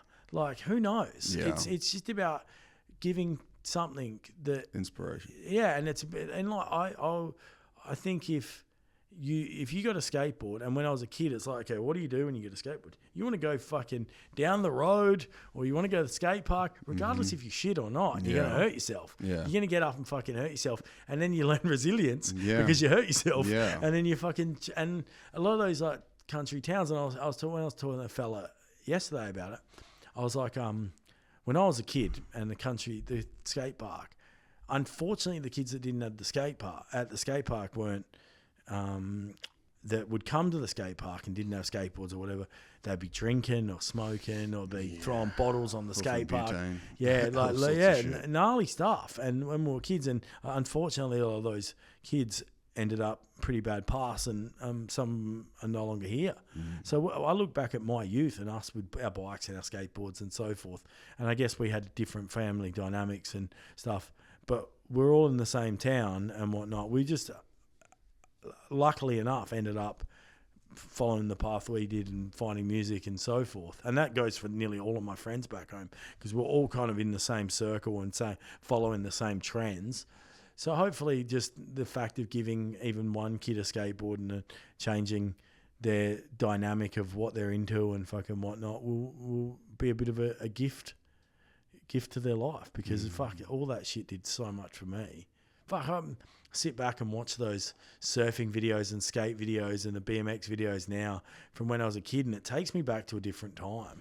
Like I sit and watch like, there was BMX vid called Expendable Youth. And I watched it like recently and I was like, oh my God, like I want to go back to my mate's backyard and ride his jumps. Like, or like certain, like there was like Props, which was the BMX one, and then 411 was the skating one. And then I watched some old skate stuff like X Games and stuff like that. And I'm like, fuck, I wish we could go to like a place called Christie's Beach Road, start at the top, skate to the bottom, and then go have some dinner. Like that's what me and my mates would do nearly every Thursday night. Sick. So I like skated, rode BMX, surfed, everything. And then as I kind of got older, I kind of got away from it because I got into music so fucking much. But it's all such a key factor of just putting me in a trajectory that was probably something different to the other kids in town that had a different family, did a different growing up. They went home to a different dynamic of parent. Maybe the parents were addicted to drugs and whatnot, and then they followed in the same path. So fortunate for me, I grew up in a real good town which had music around it and had the ability to play gigs and halls and parties and stuff like that. So my trajectory was different. So yeah, it's the small things of now using that fame from music or social media or the following with riding motorbikes and whatnot to use in a good way to give back to people that probably maybe a bit down on their luck, or maybe they've been in a domestic situation that's forced them into a shelter or so forth, or maybe they've ended up homeless or whatnot in a youth facility, and just giving even the smallest thing. I feel like it although we don't see the fact that we don't see anyone get anything or anything benefit, like that, we do get reminded by everyone that we give to, as far indirect. As the shelters. They're like, oh, thanks so much, and how appreciative the people are we give to know that it is all going to a good place. Yeah, awesome. Yeah, at least you're not giving back to those massive charities that have CEOs that still take money from it and stuff. That's kind of what I fucking... And that back onto the charity thing I said earlier about I got called by Charities WA going, you can't use the term charity. And I'm like, okay, well, why? And she's like, oh, you're selling T-shirts and this. And I said, okay, I choose to donate money and I choose to spend money the way I do to give back within the community and so forth. You're telling me the term charity can't be used because I'm not a registered charity. I'm like, I choose to not be a registered charity because I'd have to give you motherfuckers some money for a fee to do fuck all for me. It's a word in the dictionary. Yeah, and I'm like, I'll still give to everyone I do. I'll pull back, though, from giving to the big charities, whether it's Starlight and so forth, who have government funding or bigger outreach and bigger funding, and like you said, CEOs are probably on fucking heaps of money. Corporate webs, yeah. So I make sure that we deal with the same places we've dealt with for years, like a place called Starlight, Patricia Giles, Lucy Saw, a place called Starrick, Zonta House. There's a whole heap of them, and they're all smaller places. They're all directly in that space, and they're not. They don't give a shit if we're a fucking charity or not. Mm-hmm. They're just happy that we're dropping some shit off and keeping it simple. And when they did say that, it kind of like disheartened me a little bit. And I'd heard Adrian Portelli and a few people talk about the charity problems that he's had trying to donate. Mm-hmm. He's like, they make it too fucking hard to donate. So like, at least this way, it's not money, it's items, it's gift packs, it's toys, it's so forth. And then that way we know it's directly going to the right place, and we're not handing over a lot of money that's going to line someone else's pocket and not directly help the people in the community itself. So I'm going to try and stay away from being a fucking charity as long as I fucking can. Yeah, of course. Because, and like, they're like, oh, but you can write this off on tax. I don't give a fuck. Literally, I do not give a fuck. I just want to fucking do what I do, go on a ride, raise some money, get sponsors behind it, chuck a whole heap of sponsors on the back of a T-shirt. Yeah. And then that way, I know that it's directly helping. When's the next one? So we're going to do December every year. Yeah. I'll start working on it I'm going to actually start working on it from soon, because I want to try and make a big car event with it. Oh, sick. So I want to try and bring those two communities together, only because then you're getting more eyes to the thing. People bring their kids down, their families, and so forth, and look at cars and bikes, especially with kids. Who the fuck? What else don't you want to look at? Oh, when I'm a kid, I want to look at motorbikes and cars. I can help you with that. I know car communities. I've interviewed them as well. Yeah. I can try and help get the Lee collection down, which is supercars. Well, we ACC helped this year. Mm-hmm. And they brought a whole bunch of cars down, but they had another event on the next day, so it kind of made it fucking hard. Yeah. So I'm going to try and navigate with certain people that there's no other events to make that their event as well. Yes. And then that way they go, bring your car down, bring a toy, or donate $20 or $30 or whatever it may be, have it in a bigger area, make it more of a community-based event where people can come even though they're not involved with either of the communities. So it's just building upon that, and then that way, the earlier I can fucking do it, the bigger response I can get from the bigger brands to donate and push Kmart and shit this year. Be like, hey, I've spent so much fucking money with you guys. How about you chuck us a bit of stuff, you know? And then see and kind of get a bigger team around me too, because I'm going to try and do. I did Sydney this year too. Donated to a place out west. And then we'll build on what that was. I'm going to try and do Queensland. The only reason as to why those bigger companies won't donate is because you said you're not a registered charity. They want the tax write-off. That's the fuck thing. Yeah. Because then they would be like, yeah, take as much as you want. Yeah. But, you know, you don't really need that money. Next year I'll sponsor you. Yeah, sick. Yeah, I don't, because in theory I don't need these fucking, like I haven't needed them. I don't need them. If they want to jump on board, I'll chuck their fucking logo on a shirt. If a person wants the promo, we're in this year. No, this year. Yeah, so if people want to get behind it, they get behind it for the right reasons. They don't get behind it because they want to get something out of it. Sure, every business and whatnot will get whatever it is out of it. Whether we share their pages, whatever, but you're doing it because you want to be a part of it. Some businesses they're like, yeah, but what's in it for us? And it's like, well, what's in it for us is not the right motto that we have. Like, you should be going, what can we bring to the table? Yeah. That's how everyone that's from the outside looking in should go, what can my brand or my business or my fucking thing bring to this event or this run that's going to help it, improve it, or give to it, or so forth. And so I've had that kind of thing with a few people that have reached out and said, just worded their message wrong, and I'm like, yeah, you're not for me. I want it to be a team thing where people come on board and they're part of the team. Yeah, like a family type. Yeah, because that's what we're giving back to. We're giving back to families and so forth. So, and it's also like putting people in a space where they meet other people, they meet like-minded people and so forth, whether it be the businesses, whether it be people like coming out to the run. Like we had there was my mate's like, oh, my mate's doing this, does this thing called Mates in Construction. It's a mental health thing based around construction industry, mining industry and so forth. They want to donate fucking $1,000 worth of toys. They're going to go shopping as a team bonding thing, shop for toys together and bring them into your tattoo shop. Done. Sweet. Send me the logo, they're on the shirt.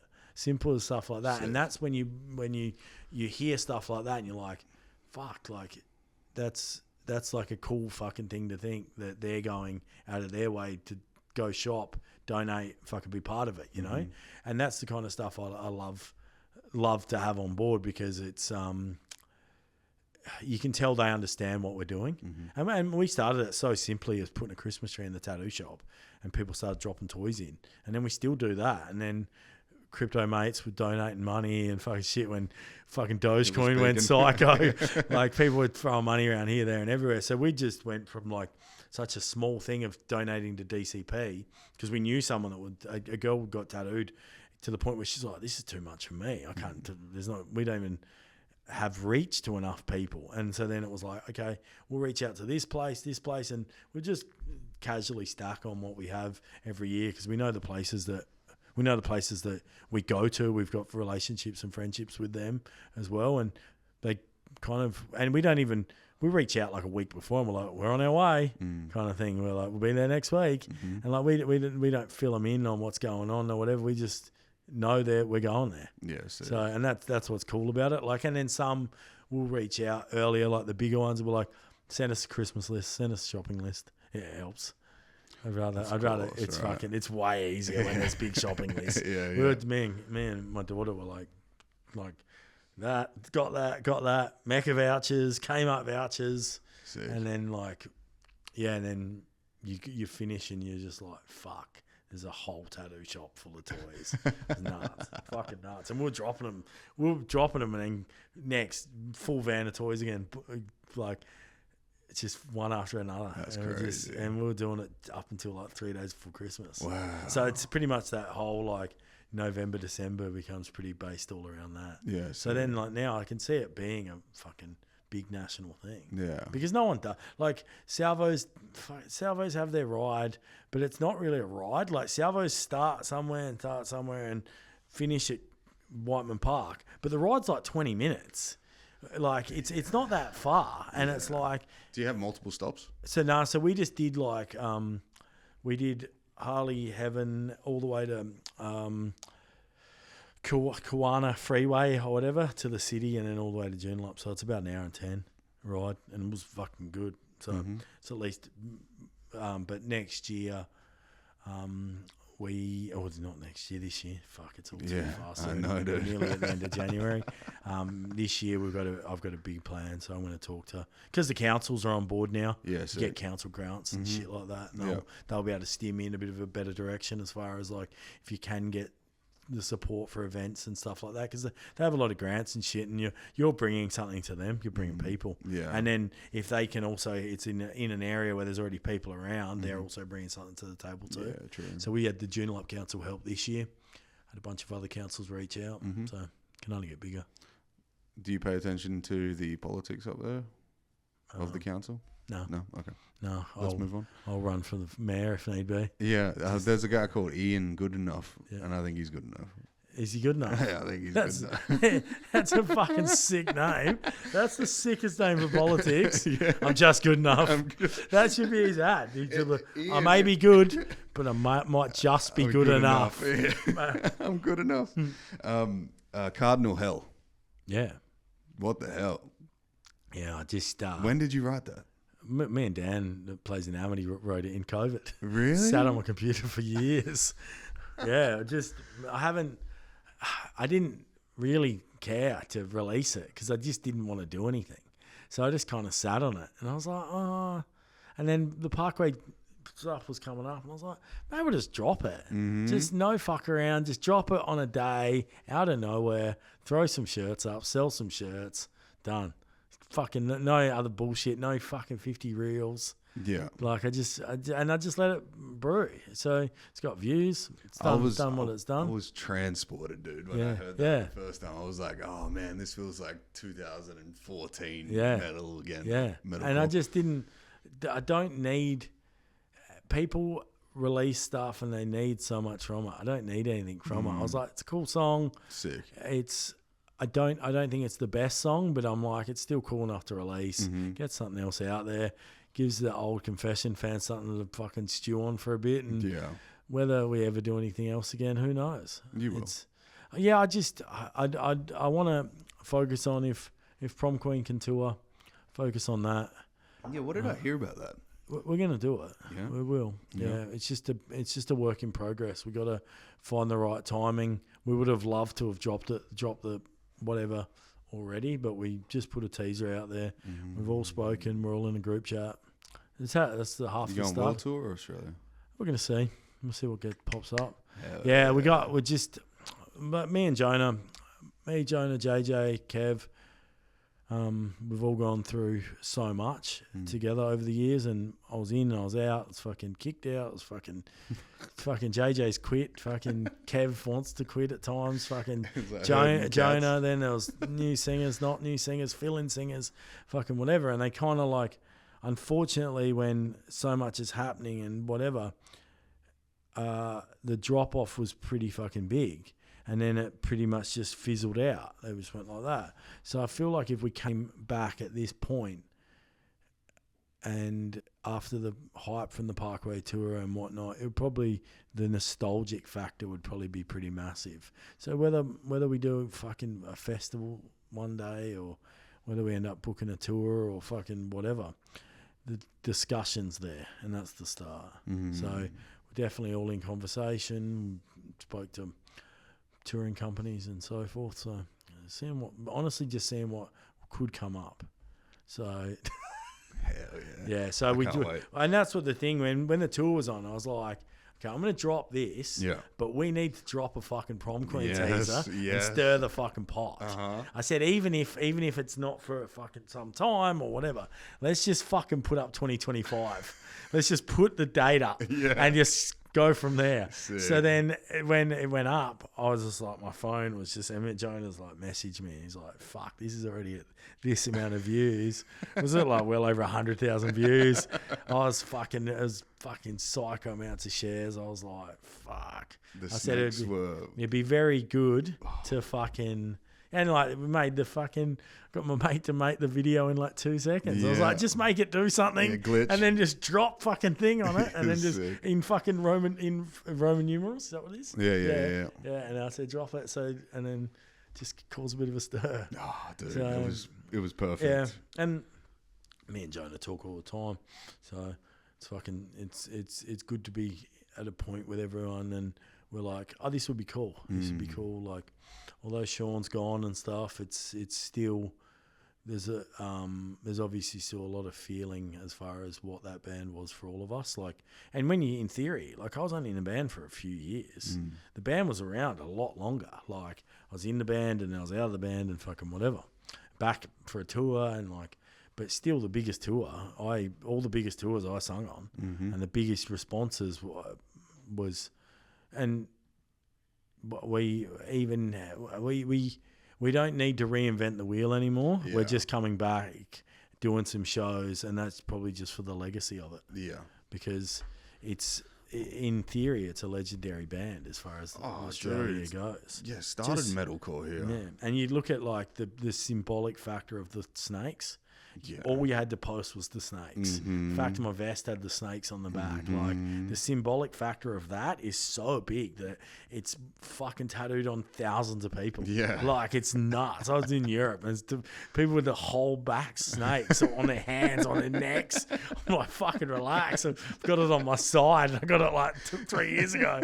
Like I didn't even get it in the fucking heyday of when we were putting it on every bit of merch. Sick. But it's just those things where it will transport us to a time of some of the best times of our life. And if we can do that, even if it's just for a night, well, we'll do the job. Maybe you need to get Winston on stage. Well, that'd be sick. Maybe he can. I'll pop him out of like a shit version of shit lift. I'll get him on a fucking one of them like lifts for the car. Just lift him up on that, like a cheap version. He can stand there like this on the stage just to be funny. Yeah, so I'll get Winston the Temu version of the lift. But yeah, like, and that's what was like when Confession did something in Melbourne and Winston got up and sang and stuff. We always got to sing different parts in each other's bands in those early days and stuff. We just fucking. Yeah, those times you just get on stage, grab a mic and go, have a go. Like, there was no rhyme or reason to it. Yeah. There wasn't a fucking full planned day where you're like, oh, better get in the lift, don't knock your head. Yeah. And then, here's a fucking funny story. So we're in fucking Sydney. This is the night I fucked up. And I'm blaming the head knock. So I come out, I've got a fucking cape on, and then they lead me underneath the stage. So you basically walk in between the barrier and the fucking crowd, and you're like, get under.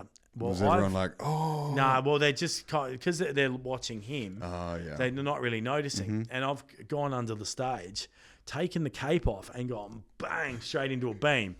I'm sitting there on this fucking stool under the stage, like one semi-concussed, like my head's rattled. And I'm like, and I've had a fuck day already. Like I've been crying after day, just full mental breakdown. Now I've got concussion. Like fucking autistic me sitting under there like, please don't forget the words. Then fucking I'm sitting there like rattling, and then I'm like, I'd say to fucking, I can't remember who I talked to because there's multiple people on the stage. Yeah. Then I said to mate Brad, I was like, am I bleeding? And he's like, no. And I was like, feel my head. And it's like a fucking lump. Oh. And I was like, fucking, and then everyone's like, on you get. And I'm like, oh, fuck. Oh, no. Sit down, fucking stand there. And I'm like, fuck. My head hurts so fucking much. And I was like, fucking went in early on the song and a little bit. Yeah, mate. You went full Neanderthal. Yeah, I fucked it and went a tad early. Yeah. But but I was thinking, I was like, and I said to Winner after, I said, I smashed my head so fucking bad. I've got a rattling headache. We got I'm like glad, and it was a late one too. Like it was fucking, didn't get back to the hotel till fucking 2 or 3 in the morning. Whoa. So I was like fucking tired. We had a fucking thing, and I woke up in the morning. I was like, I actually felt good. I was like, oh fuck, I actually feel okay. Yeah. But it would have been funny if I'd come out of this fucking thing and I'm bleeding. Imagine I just turn around and they'd be like, what the fuck is happening? He's really selling this. Yeah, like smash himself in the head. But yeah, I was like, I just had a big fucking lump. So I'm just a dickhead. And then every night after that, everyone's like fucking torches everywhere just because I'm like too fucking stupid that just don't even look. And that's the issue, like because of the ADHD thing and whatever, I become so frantic. And that's probably why I overthink so much as well. So I'm like, fuck, I get under blah blah blah. Like I'm kind of getting pumped too, you know. Yeah. And now I'm like, come on, up.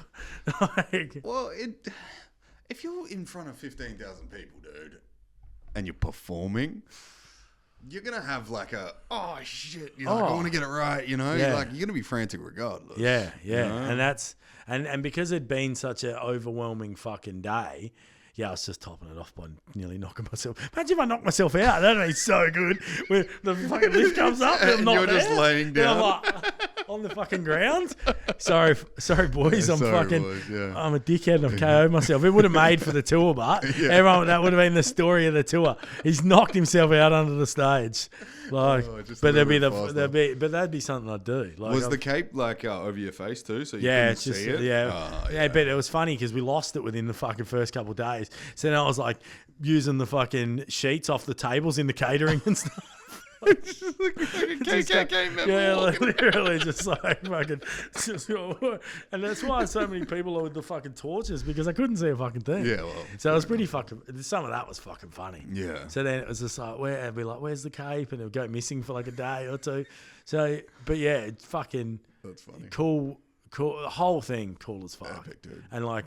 Fucking them, like one of the I think the first fucking song they released was Boneyards out of fucking as the YouTube video. Yeah. So then that's right. Fucking sick as well. So like they released that first. Was it Carry On or was it? Oh, maybe they did Carry On as well. But they fucking brought that out, and then the funniest is. I'm glad they edited it because that's the night I went early on the first line because it was just that first line, right? And then so they've pumped it across, and they've edited it a bit. They made me sound a bit better than it was, and that was also another thing that was fucking with me so much is I'd never worn in-ears. Oh, haven't you? Nah. Oh. So and it was like a whole new world. So I was like, you don't sound in your head. You don't. It's nearly too much because you feel off the guitars and the fucking whatever. So then you'd hear that and you're like, "Fuck, this is a bit weird." Could you hear Winston in your ear? I hear everything. Everything, and then were they noise cancelling though? Because sometimes that'll fuck you up if you can hear. And then I tried that one night too, and that fucked me up even more. Yeah, like there was too much crowd, and I couldn't because I'm so used to. Knowing raw dogging it, and just knowing how to fucking change my voice depending on the stage, the fallbacks, the fucking lack of, and whatever. And I know, but there I feel like it's nearly too close to you. Mm-hmm. So you're not. It's such a hard thing, and I'm sure over time I would get more used to it. But I felt like I definitely didn't sound as heavy because I'd go sit there and go. Raw, and then I'd put the headphones in and I'd be like, oh. Sounds like a burp. Yeah, I'm like, why the fuck does it sound like that? And that's kind of how it felt. Like I felt like I'd like get in the shower and I'd be like, I sound so much better in the shower. I'm a shower vocalist now. I've become that. I'm only good in the shower.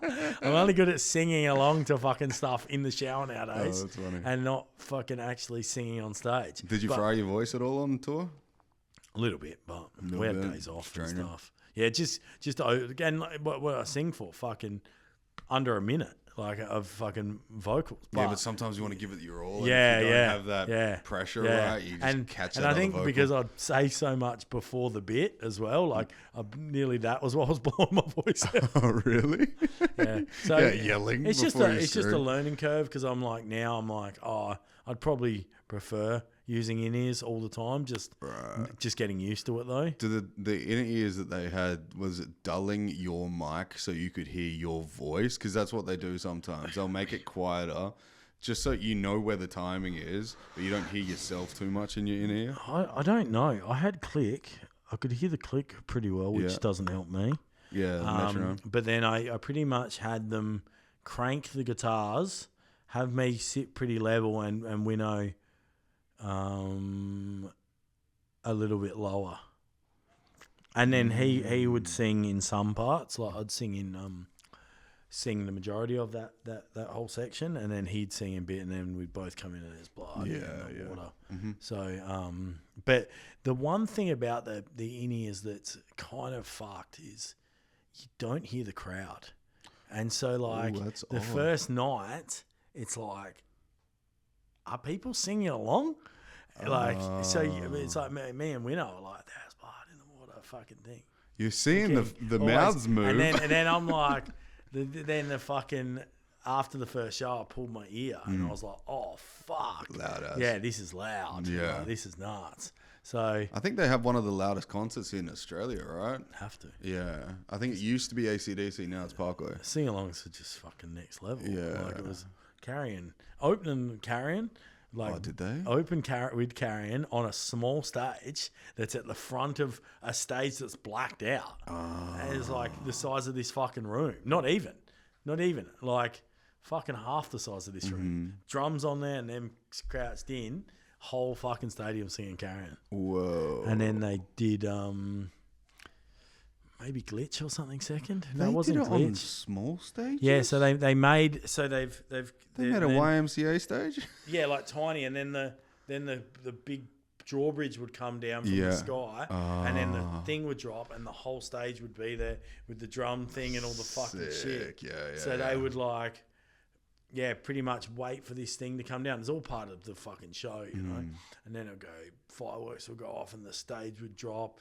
Crowd would cheer, and then they'd walk across, and then the show would start. And then the dancers and the fucking fire and the fire breathing, and it's like a circus, metalcore circus.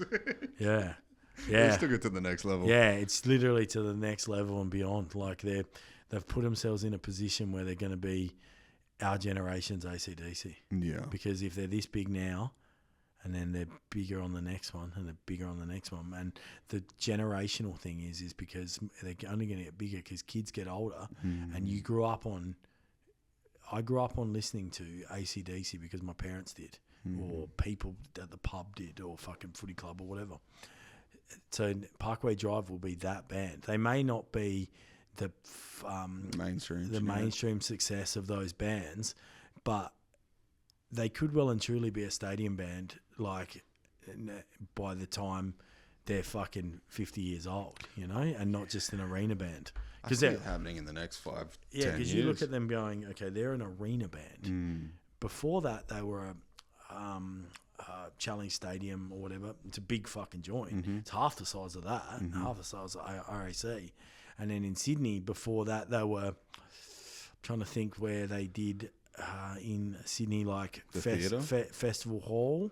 Oh yeah, Festival Hall. Not Festival Hall, that's in Melbourne. Sorry. Is it? Horden Pavilion. I think they did like Horden, and maybe they've done a big place before in Sydney, but not to the extent of that. They're not doing 2 entertainment centres in Melbourne, 2 fucking John McCain arenas in Melbourne. Like they're not doing multiple nights in places because they just sold out so fucking fast. And I think they were mind blown by it too. Like I remember messaging going, "Yous are fucking huge," and that was even before I knew what was going on. I was fucking just sweating my mates. I wonder if they realised after, because their Underdogs Netflix thing that they had going, that showcased world tours and other bands were on the lineups, right? Over here, who was on the lineup? Or was it just Parkway? On their tour here, Their tour. The Ghost Inside and Why have I got a mental blank right now? Was it Magnum I Solar? Prevail. I Prevail. And oh fuck, there's another bit. The band from Melbourne that just broke up. Void of Vision. I was having a full mental break, but then there was issues with gear, not getting there in time. Ghost Inside and Void of Vision didn't play some shows because it just wasn't set up in time. Fuck around with logistics and so on. So they broke up over that? No. Void of Vision just broke up because I think they just run its course. Okay. Right. Yeah, I think they just done some cool shit. Fucking been a band probably 10 plus years and went, okay, well, where's this going in life? Are we? Yeah. Some people just go financially. Not committed. Yeah, like the financial strain of being in a band may run its course, you know. Yeah. So good dudes, but they're fucking nice dudes. Yeah, which is good. But yeah, I Prevail, big band, big singer, big on TikTok, like one of them kind of bands. Like the drummer has like some psycho amount of followers, like on TikTok. Like they're that kind of band, like not gimmick songs, but catchy songs that have that big following. Like you know, because there's some bands that have really broken on TikTok, which is nuts. Like trying to think what that fucking band's called. It has this singer called Landon something, and it's they have this. Is it deathcore? No, it's just like singing metalcore stuff, but they have a song called Feel Nothing, and I'm just trying to think of the band. And they don't scream at all, right? Yeah, and it's in the other stuff he screams a lot, but this line is like I feel nothing for you, and it's just big, and like that band did.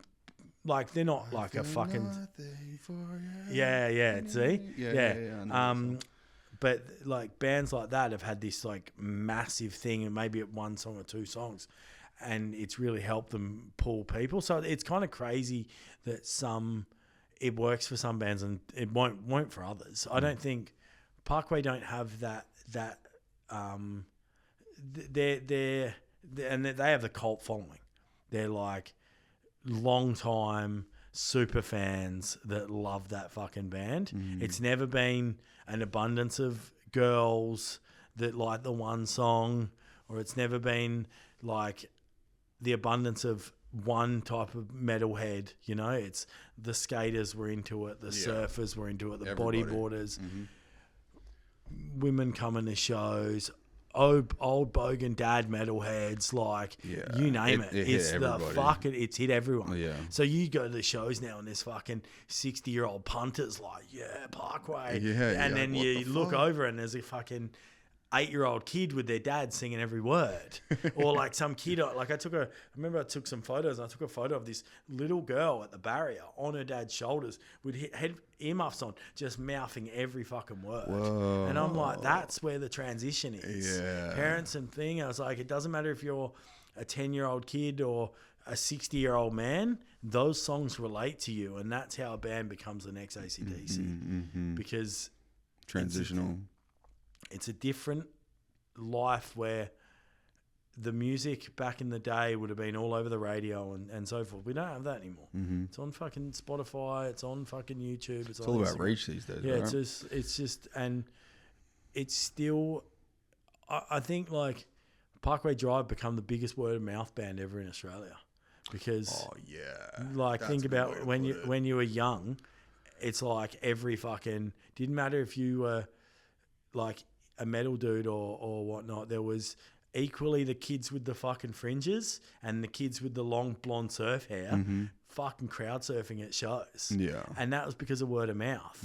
And because there wasn't the socials, there wasn't anything. And that continues. Now fucking Barry at fucking work, who's a trade, he's like, you going to go see Parkway? Like he's telling fucking Darren, who's a bricklayer, whose mates are fucking that's also keen, you know, and they're all going. And there's pre-drinks to Parkway, like it's a fucking event. Like dude, I went to my gym the other day, and I go to Chasing Better, which is just like a standard old people and young people collectively gym. Fucking carry on playing. Yeah, it's like everyone's listening to this shit, you know? Like it's so sick. And it was cool because when he was there, he was on, like when the tour was on, he was on the project, he was on all these things. That was cool. And it's like, although it may he's having a laugh. Yeah, although it might not have the reach it used to, it's still into mainstream society where it's like my mate's on fucking national TV and he's getting interviewed by fucking Waleed or whatever his fucking name is. Yeah. And they're talking about circle pits. Like, this is sick. Like, this is, and yeah, it's, and it's not like fucking people in metal and fucking whatnot haven't been in that kind of spotlight before, but now they're in the spotlight because people are like, finally they're like, fuck, well, really, this is the biggest band. Yeah. This is the biggest band this country has. Like, AC/DC, like, they're not, they tour fucking once every fucking bunch of years. How Australian are they anymore? Like, it's a fucking English singer. It's not as, but like, although they were made, like, dudes were like Australia, no, well, Angus Young wasn't born in Australia. Yeah, it was a band built in Australia, but the connection to Australia probably isn't as much as what it used to be. It's now a worldwide band. Parkway Drive is still an Australian band. Yeah, 100%. They live in Byron Bay. Yeah. They surf all the fucking time. Aussie. Yeah, but they're the same fucking dudes that were high school fucking friends. Yeah, I love the fucking band. It's clear. You reckon? Yeah, I'm a pretty big fan of it. I But feel I'm a big fan of. I'm a big fan of my friends. I'm Yeah, a big fan of my friends doing shit, whether it's Amity or Parkway, North Lane, Alpha Wolf, you name it. I'm fucking stoked when I look on and look at their socials and go, fuck, they're killing it. And today I'm going to have an ice bath. I'm going to go to the gym and Pump some power. yeah, like fucking. And that's the thing. I listen to all my mates' bands. I don't listen to as much new shit, you know, like. So outside looking in, I'm such a big music fan, but inside my own little world, I'm so disconnected from the music scene. I got you. Which is cool. Did you ever play with Escape the Fate? Oh, no. No. I've never even seen them.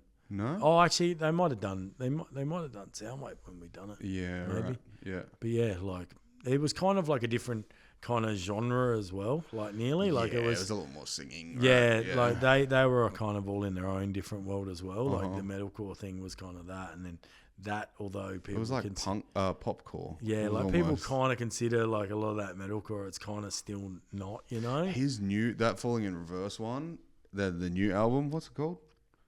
Not sure. Ronnie. It's just called Ronnie, Yeah. isn't it? Yeah. It's just a picture of him. Yeah. Well, it's his. It's his mugshot. There's no one else. No one else matters. In Yeah, that band. yeah. He's like Ollie Sucks, right? Yeah. But like, there's fuck, what's the song called?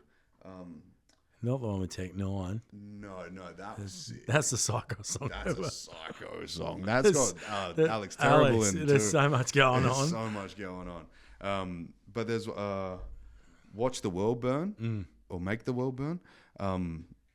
That's the heaviest Ronnie song I've ever heard. His voice is nuts. Like his growls now. Yeah. His voice just in general, from the screams to the highs to the fucking raps to the fucking singing to he and that operatic he has singing, it all. He Like, literally it's- is the full package. Yeah. Plus murder. and plus unstable as hell. Yeah, Like, it's like you don't want to rip on him because you'll be a fucking TikTok you'll be a minute TikTok rant. Like you get it pops up on my fucking thing. I'm like, oh, he's a lunatic. Oh, dude, it's funny because just he love goes watching after people that comment on his shit. What about he copied their comments and then they made it the backdrop on Yeah, the stage. yeah. So people's comments were coming up as Just their made them look fucking like backdrop dickheads. to their shows. Like just ripping on them even more. Like I'm like, you're the ultimate fucking get back at the people trying to troll you. Yeah, Like yeah. you just make them look fucking stupid. Yeah. And he's kind of proved that cancel culture exists if you care, and because he doesn't give a fuck, care. he's beyond it. He's beyond cancellation. Like, unless he's done something fucking bad, they can't fucking get at him. They're like, oh, what are you gonna call him, a fucking chauvinist, or are you gonna call him this? He does not give a fuck. He just goes doubles down, triples down on most shit. I remember he was, you know how he does those Twitch streams? Yeah. He was saying, he goes, somebody commented and they were like, how long have you been on the run? And he's like, dude, I've been out of jail for like 12 years. You think I've been on the run this whole time? I've been on tour. Like, But that's how dumb people are. It's like, what do you think he's getting into? Like, well, he did just get denied in the UK, but that was I think that will probably change. Of I course. think there's money, there's fucking thing. Money talks. Mm-hmm. They'll do this for a bit. They'll be like, oh, he's a fucking polarizing figure and whatnot, and have a whinge, and then a different government will come in and be like, yeah, no, we'll fuck that off. Yeah. Well, Andrew Tate's running for the UK mayor or mayor of England. Probably win. He'll probably win. Literally, probably would. Probably win just from social media. Yeah, true. He'd win anything on social media. Oh, the funniest thing I'd ever heard was the other day, and it was the, what do they call that? The earthquake affected Japan, and his brother said, "I wonder how they look," and then he went, "Fuck." It's the funniest. I seen this ad the other day. It just reminded me. I seen this German ad about like Chinese food, and they literally like start eating it and they transform into Chinese people. And it's like Germany does not give a fuck. It's like their like eyes just go back. I'm like, holy shit. I'm like thinking, how long ago was this? Oh no. Like, yeah, it was like just. But I'm sure there's like a lot of stuff where like people over time, it's like you probably haven't realised that it's pretty racist or whatnot, and people got away with it. It's like now you're like, whoa, you're like, it's a bit red hot, but yeah, I seen that. I was like, fuck. Jesus. All right, let's wrap it up. It's 12 o'clock. Oh, 15:15. Big one. Good chat. Couple of hours. Yeah. Hell yeah, Good bro. Chat. Thanks for coming in again. Told some emotional stuff, ups and downs, you name it, dude. Yeah. No, I love these chats because I can actually talk to you about music. A lot of the people that come in aren't fans and shit, you know, or even artists. I want to talk to Sean. I want to talk to Winston, but it's harder to get to. It's a hard one with him, but Sean from Make Them Suffer would probably be an easier one. Yeah, for sure. Like Sean would be a good chat. He's a good dude. Yeah. Yeah. Sick. Yeah. I don't know him real well, but I'll message him. Yeah. Easy, bro. Yeah. And then if, Winston. Oh, it was funny because a few people reached out actually and Winston, blah, blah. And I'm like, doesn't really want to talk during the day. That's the problem. Anyway, he just kind of does his own thing. Yeah. Just cruises and that's like standard. It's just, he's and like we went out to breakfast and stuff caught up on tour and stuff like that, but most days he's like whether his wife comes and whatnot, but he very much so likes to be just in his own little zone. Of course, goes does his own thing, gets up, goes fucking does his thing by himself. But then also it's like you've got to realise he's got to sing for an hour and a half.